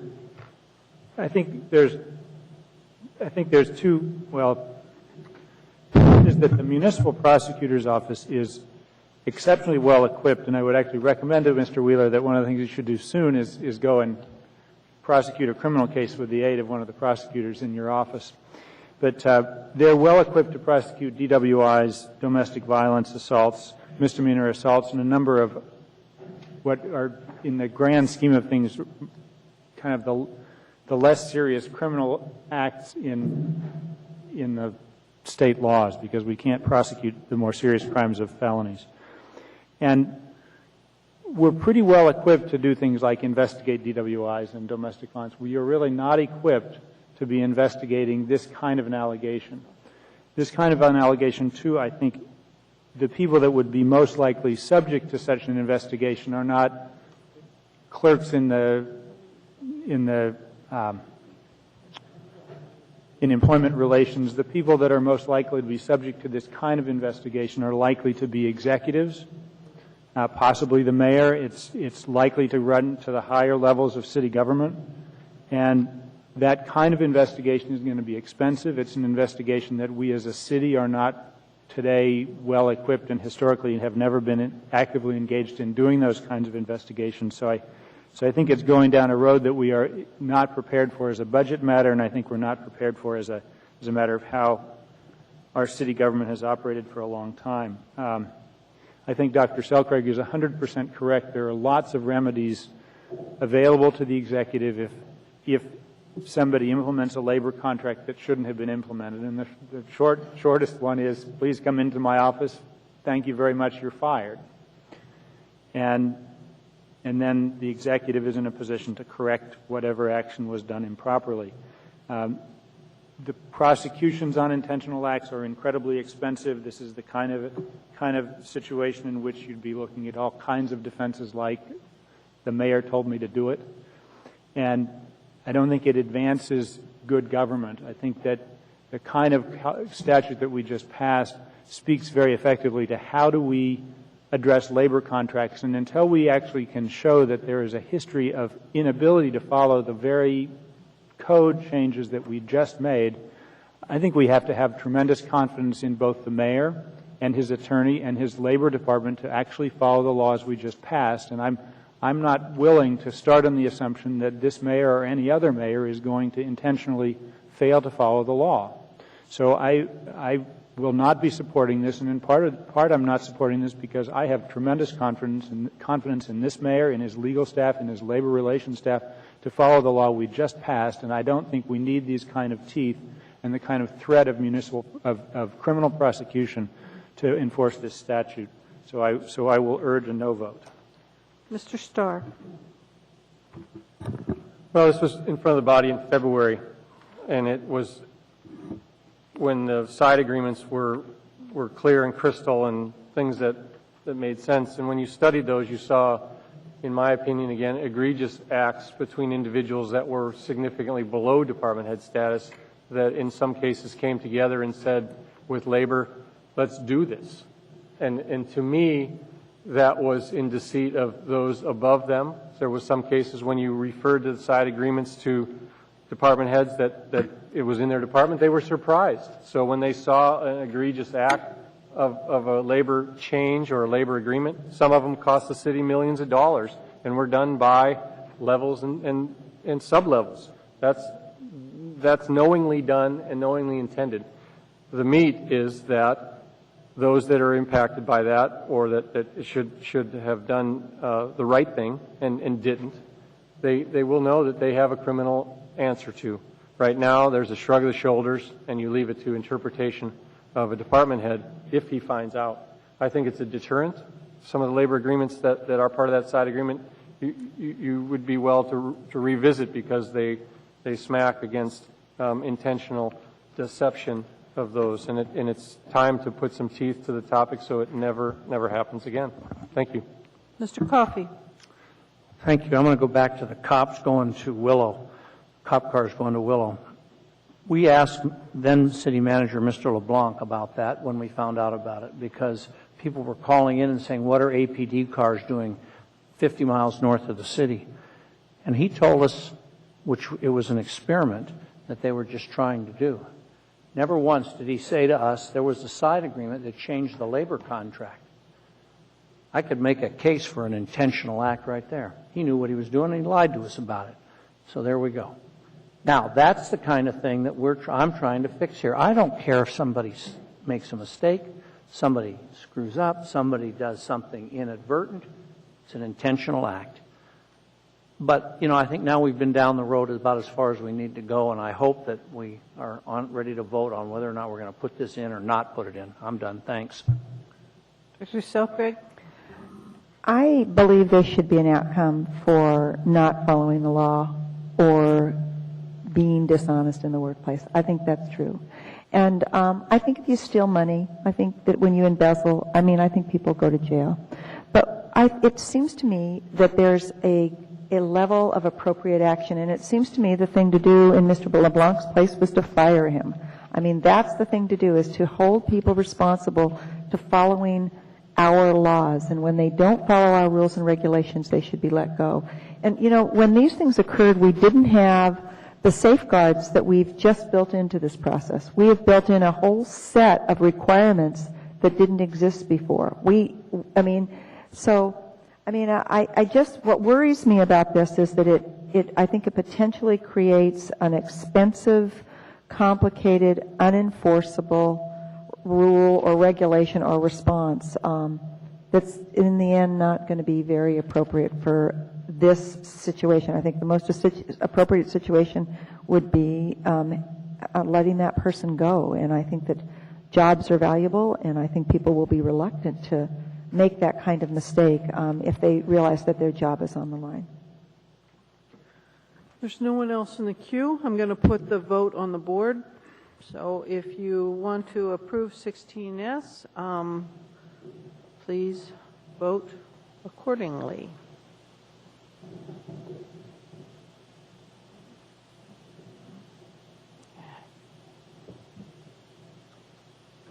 And that item is not approved. Moving on. Madam Chair, if I could have a point of order, I would actually move Take to a point of order. I would move to reconsider 2008-135S for the purposes of moving to delete the language that was identified by Mr. Flynn. So move to reconsider 135S. All right.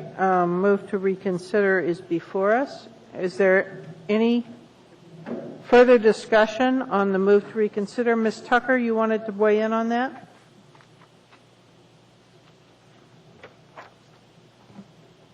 Thank you. Through the chair. And so the amendment would just stop after the words AMC section 145.010. Well, let's get the motion to reconsider on the floor, and then I'll tell you. Oh, I'm sorry. I think we have to pass the motion to reconsider first. All right. Is there any further discussion on the motion to reconsider? No one else? All right. Is there objection to? Yes. All right. We're going to put reconsideration on the board. So if you want to reconsider.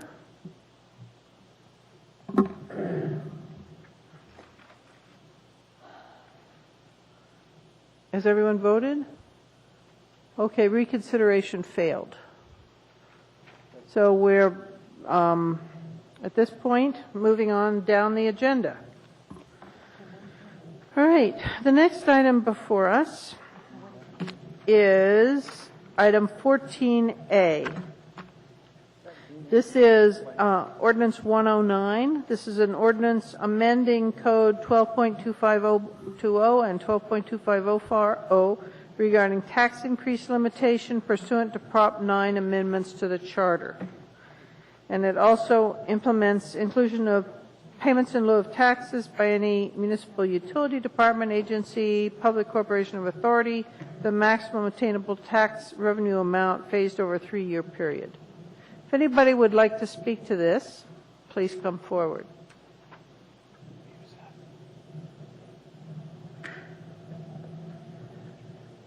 Good evening.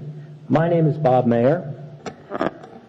It was a dark and stormy night, December 2nd, 2003. That Tuesday night, the first Tuesday after the 4-day Thanksgiving holiday, the first thing under new public hearings on the Anchorage Assembly agenda was ordinance number AO 2003-160, of which I'd like to read you the title. An ordinance amending Anchorage Municipal Code sections 26.10.025 and 12.25.040 regarding calculation and application of municipal utility service assessments, MUSA, adding a new section and deleting references to Anchorage Telephone Utility. Nowhere in this title are the words tax cap.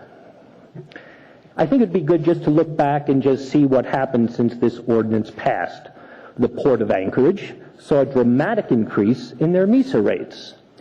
Municipal Merrill Field, well, I guess out at Merrill Field, a group of pilots organized, and despite being put through assembly agenda hell, they persevered and they prevailed. AWW ratepayers. Well, I guess we're going to have to wait and see what happens there. The state Supreme Court, September 4th of this month, did withdraw their decision of May 8th and reissued another one with clarifications, which I guess we're going to wait and see how that ends up down the road. Anchorage municipal government, not its brightest moment, the way this was brought forward, and also in the way just before the April vote, a campaign to influence a vote of the people, saying that Prop 9 will do the exact opposite than what it Will do. The Anchorage Chamber of Commerce, a great organization. They studied this issue. They took this issue on. They wrote a white paper. I mean, we are very fortunate, just seeking out the facts. That's all they did. We're very fortunate to have an organization like that in town. And finally, I guess the Municipal Taxpayers League. We're very fortunate to have them. May the roots of their grassroots organization grow deep in the community. Thank you very much. Thank you. Is there anyone else who'd like to speak to us on this matter?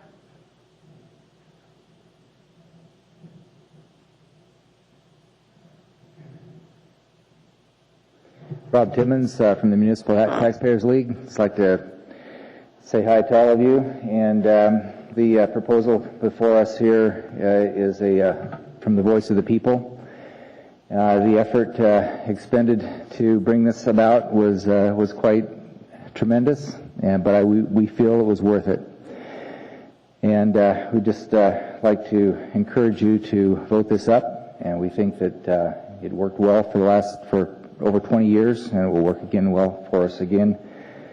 And thank you very much for your yes vote. Just a second, please. Dr. Selkirk has a question.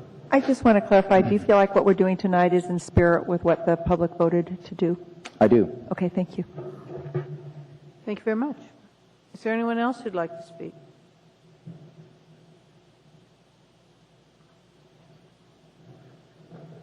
Now, when people stand up and then sit down, I'm unclear. Does anybody else want to speak? No. Okay. Hearing and seeing no one else, our public hearing is closed. Is there discussion? Is there objection? Hearing and seeing none, that's approved. And I want to thank the administration for the work session. It was really helpful. Hallelujah. That item is approved unanimously. The next item before us is 14B. This is AO 110. It's an ordinance amending Municipal Code Section 6.10.085, appropriations during a fiscal year, to provide for a public hearing on budget reductions in excess of $100,000. And I just want to let you know that there will be a motion made to continue this public hearing, but you're certainly free to speak to us now. See, I keep making that mistake. I apologize. That is wrong. The motion will be on the next item. So, if anybody would like to speak to us on this, please come forward. I think we can excuse me because it was before C. Good evening. My name is Joelle Hall. I live in Peters Creek, and I just wanted to testify in support of this concept. I believe that the body that appropriates should also have the ability to look over a de-appropriation. I know that's not really a word, but the public's involved in the concept of approving what's spent, and I'd really like to be, advised and participating in as the budget gets amended on the way down, because this is important to me and my family as how it works on the way up. I appreciate your time. Thanks. Thank you very much. Is there anyone else who'd like to speak to this?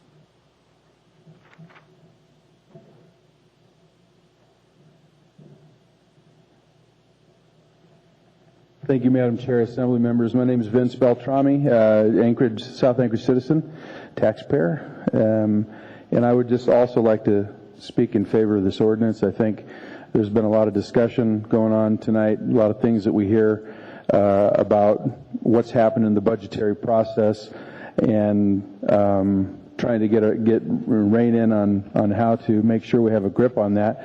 And I think oftentimes some of the folks that might oppose this are actually the ones that are speaking out loudest in favor of why we should exactly do this. And I think I believe it's important that we do have those constraints, and that the public input certainly be listened to. And this is one of those things, if you're going to go up or down in the budget, I believe that from what Mr. Coffey said earlier, the public deserves to have a place speaking on these issues, and this would be one of those opportunities. Anytime you're going to move the budget up or down, I believe the public should have some say in that. So that's about all I had to say. I thank you for the time, and I would encourage your support of this ordinance. Don't leave. Just a minute. Mr. Birch has a question.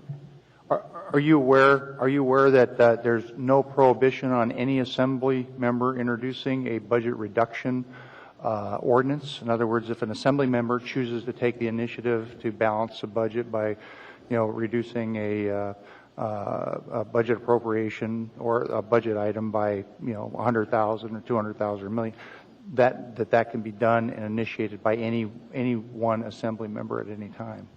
Would that, okay. That being the case, I still think it's appropriate that the public be able to have input on whether that's going to happen or not. Yeah, and in that case, they certainly would. Mm-hmm. Yeah, thank you. Yeah, thank you. Ms. Johnston.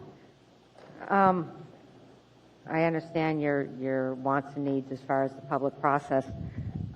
With this, there's $100,000, in excess of $100,000, and I was just looking at some of our budget reductions that were done by Mayor Sullivan's staff just recently. And one of the budget reductions, I think, was $250,000, and it was because of the drop in the cost of fuel.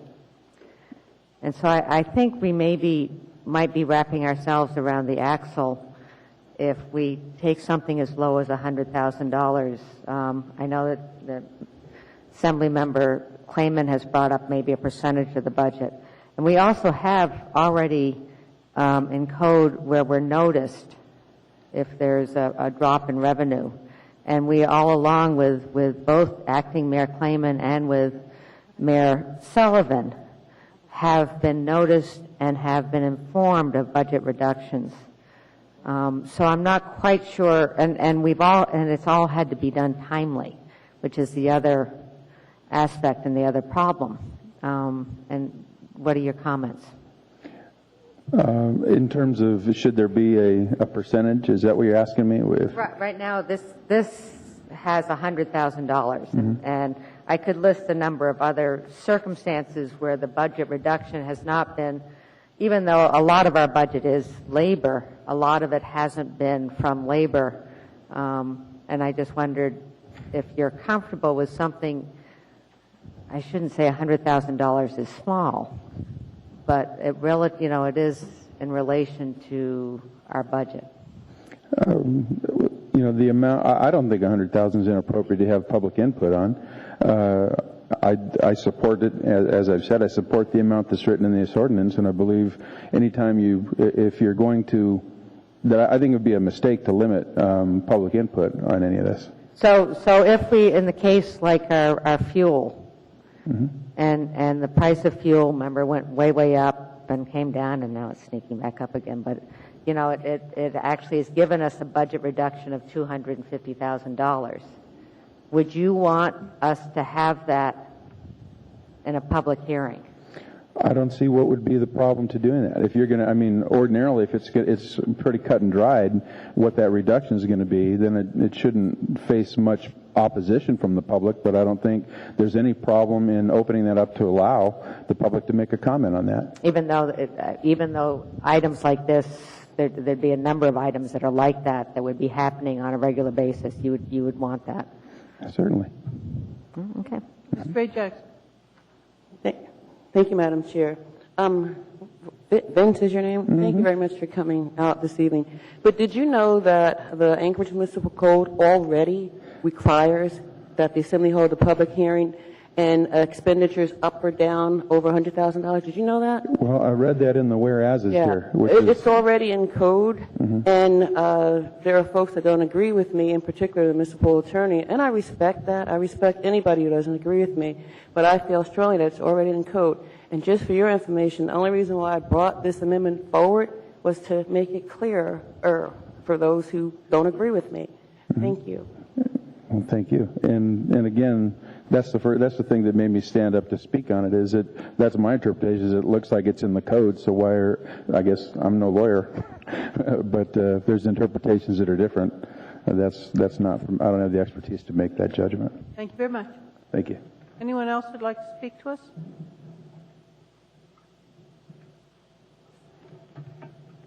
Richard Braun, citizen, taxpayer. This is kind of a joke. I listened to the whole meeting here tonight, and we've got people trying to hide things that are going on. We've got the same people who help perpetrate a problem of the budget on us, who don't want any accountability for people that do such a thing. Yet here now all of a sudden we want a Sunshine Act, where we're going to talk about every $100,000 increment and change in the budget. We've got people who in former meetings said we should always listen to the municipal attorney. Now we don't. This strikes me as nothing but obfuscation, delay, trying to cause trouble. It's not going to produce anything. If you have a fuel change of $100,001, who's going to argue against the change in the budget? There's nothing you can do about it. What are you going to do, park the buses? I doubt it. I don't think this should be implemented. The $100,000 is pretty low, kind of arbitrary. There's already a duplication in code. I guess we're against doing that. We delete things here right and left, it seems. I don't see the point of it. I say no. It's just a waste of time. And I think you're trying to design a tool to give a certain member of a certain administration a problem. And that's all. And then you'll drop it. I'm against it. Thank you. Anyone else like to come forward?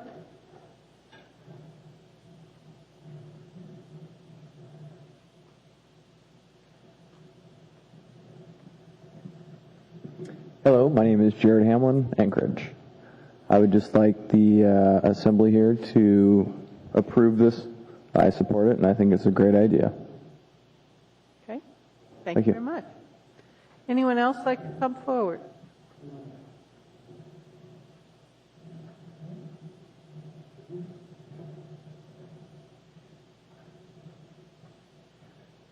I'm J.R. Langman, a citizen of the city of Anchorage for the last 60 years, and I've heard an awful lot of rhetoric here this evening over wording, verbiage.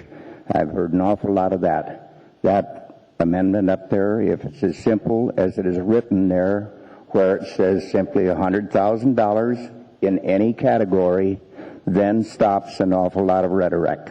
Thank you. Thank you. Anyone else like to speak to us about this? Anyone? Hearing and seeing no one, public hearing is closed. Switch the body. Move to approve. Okay, that matter is before us. Discussion. Mr. Gutierrez, you're first. Thank you, Madam Chair. When we set the budget, and I know in this we reference 2 public hearings, there are actually 4 public hearings.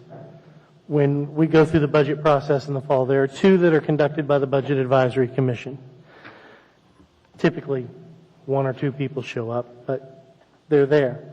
They're available. 2 more before this body.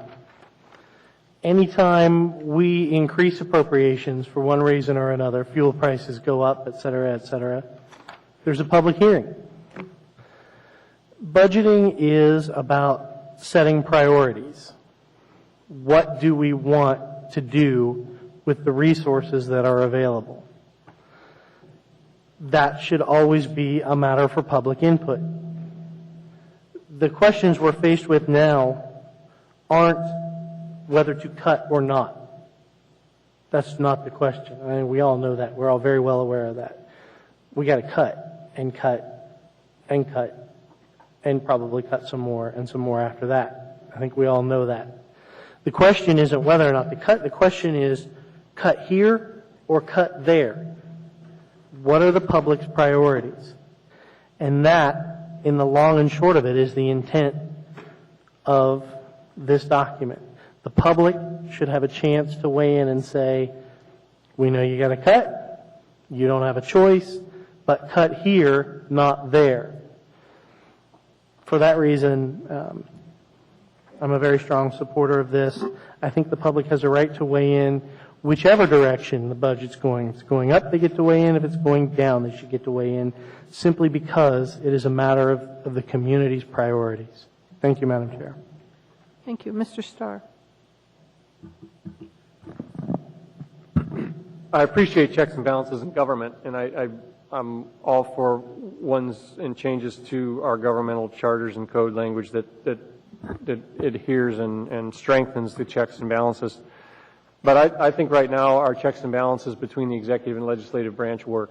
They're solid, they're well understood, they've been in practice for many years. We're coming into needing to ensure that we can weather this economic storm through these checks and balances. Our job at the assembly level is to appropriate, and we do that. We and I learned a hard lesson on that when I was Budget and Finance Chair. We had the epiphany that it wasn't appropriation. That's what we do. We don't get to say spend X amount of dollars in this capacity. We have those public hearings, and the expectation is that we're going to spend X amount of money in that specific item. But the truth of the matter is the administration can change those appropriation allocations within that department, and it's their job to do so. They're motivators for being good stewards of public money, if nothing else. The mayor, the executive branch can say, hey, here's a departmental goal. Well, let's reduce spending by 10%. That's a good thing. I don't want to be involved in how he does it. That's the executive branch on how to run government. Our job is appropriation. It's not spending. It's not cost savings. It's not changes in departmental goals that would result in that. That's the executive branch's job, and I think the structure of the way our government's written, that's it. I don't think we need to change it. I think it works good. Right now the executive branch is motivated to have the best public use of the dollars that we give them. Thanks. Mr. Klayman. Thank you. I would actually move to continue or postpone action on this until October 27. Second? I just did. And with the second, I'll speak for the motion.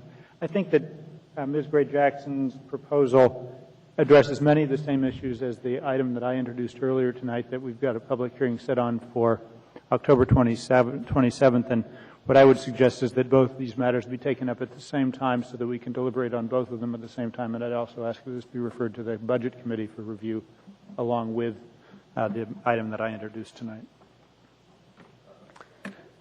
There's a number of people in queue, but I'm going to ask if you want to speak specifically to the amendment that you raise your hand, so I know. Mr. Coffey.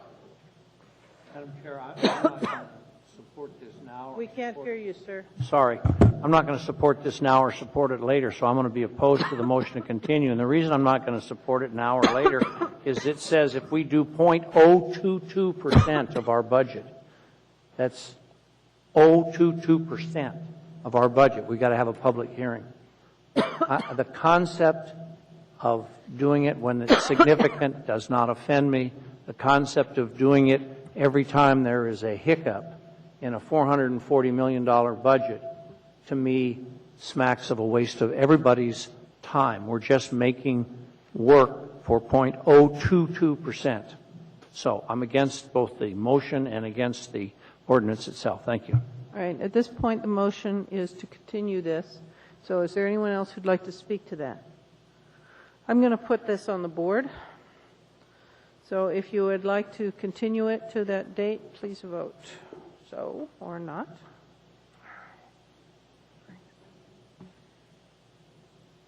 All right. That's 6-5, and it is continued. Thank you. Madam Chair, I think to clarify, it's postponed. We had Pardon me. We had closed. Pardon me. Postponed. Thank you for the correction. You are absolutely right. All right.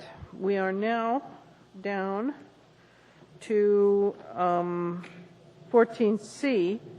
I want to open the public hearing on AR 221. This is a resolution revising and appropriating funds for the 2009 general government operating budget. And this is the one that I should have stated there'll be a motion to continue. If there's anybody who would like to speak to us on this matter, please come forward.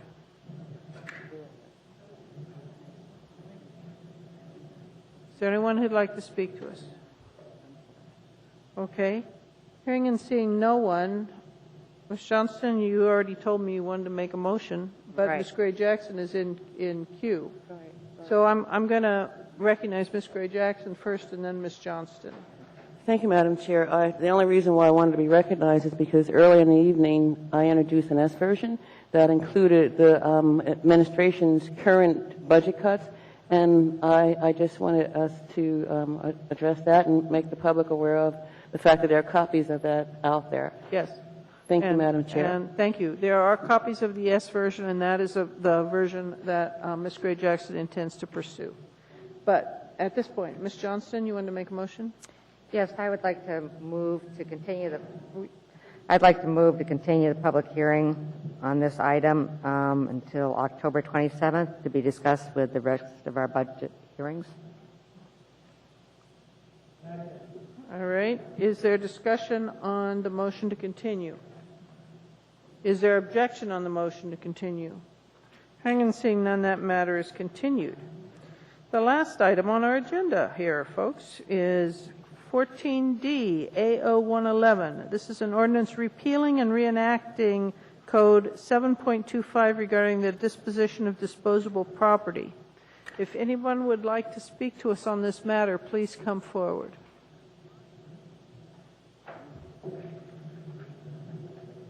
Hearing and seeing no one, public hearing is closed. Move to approve. Second.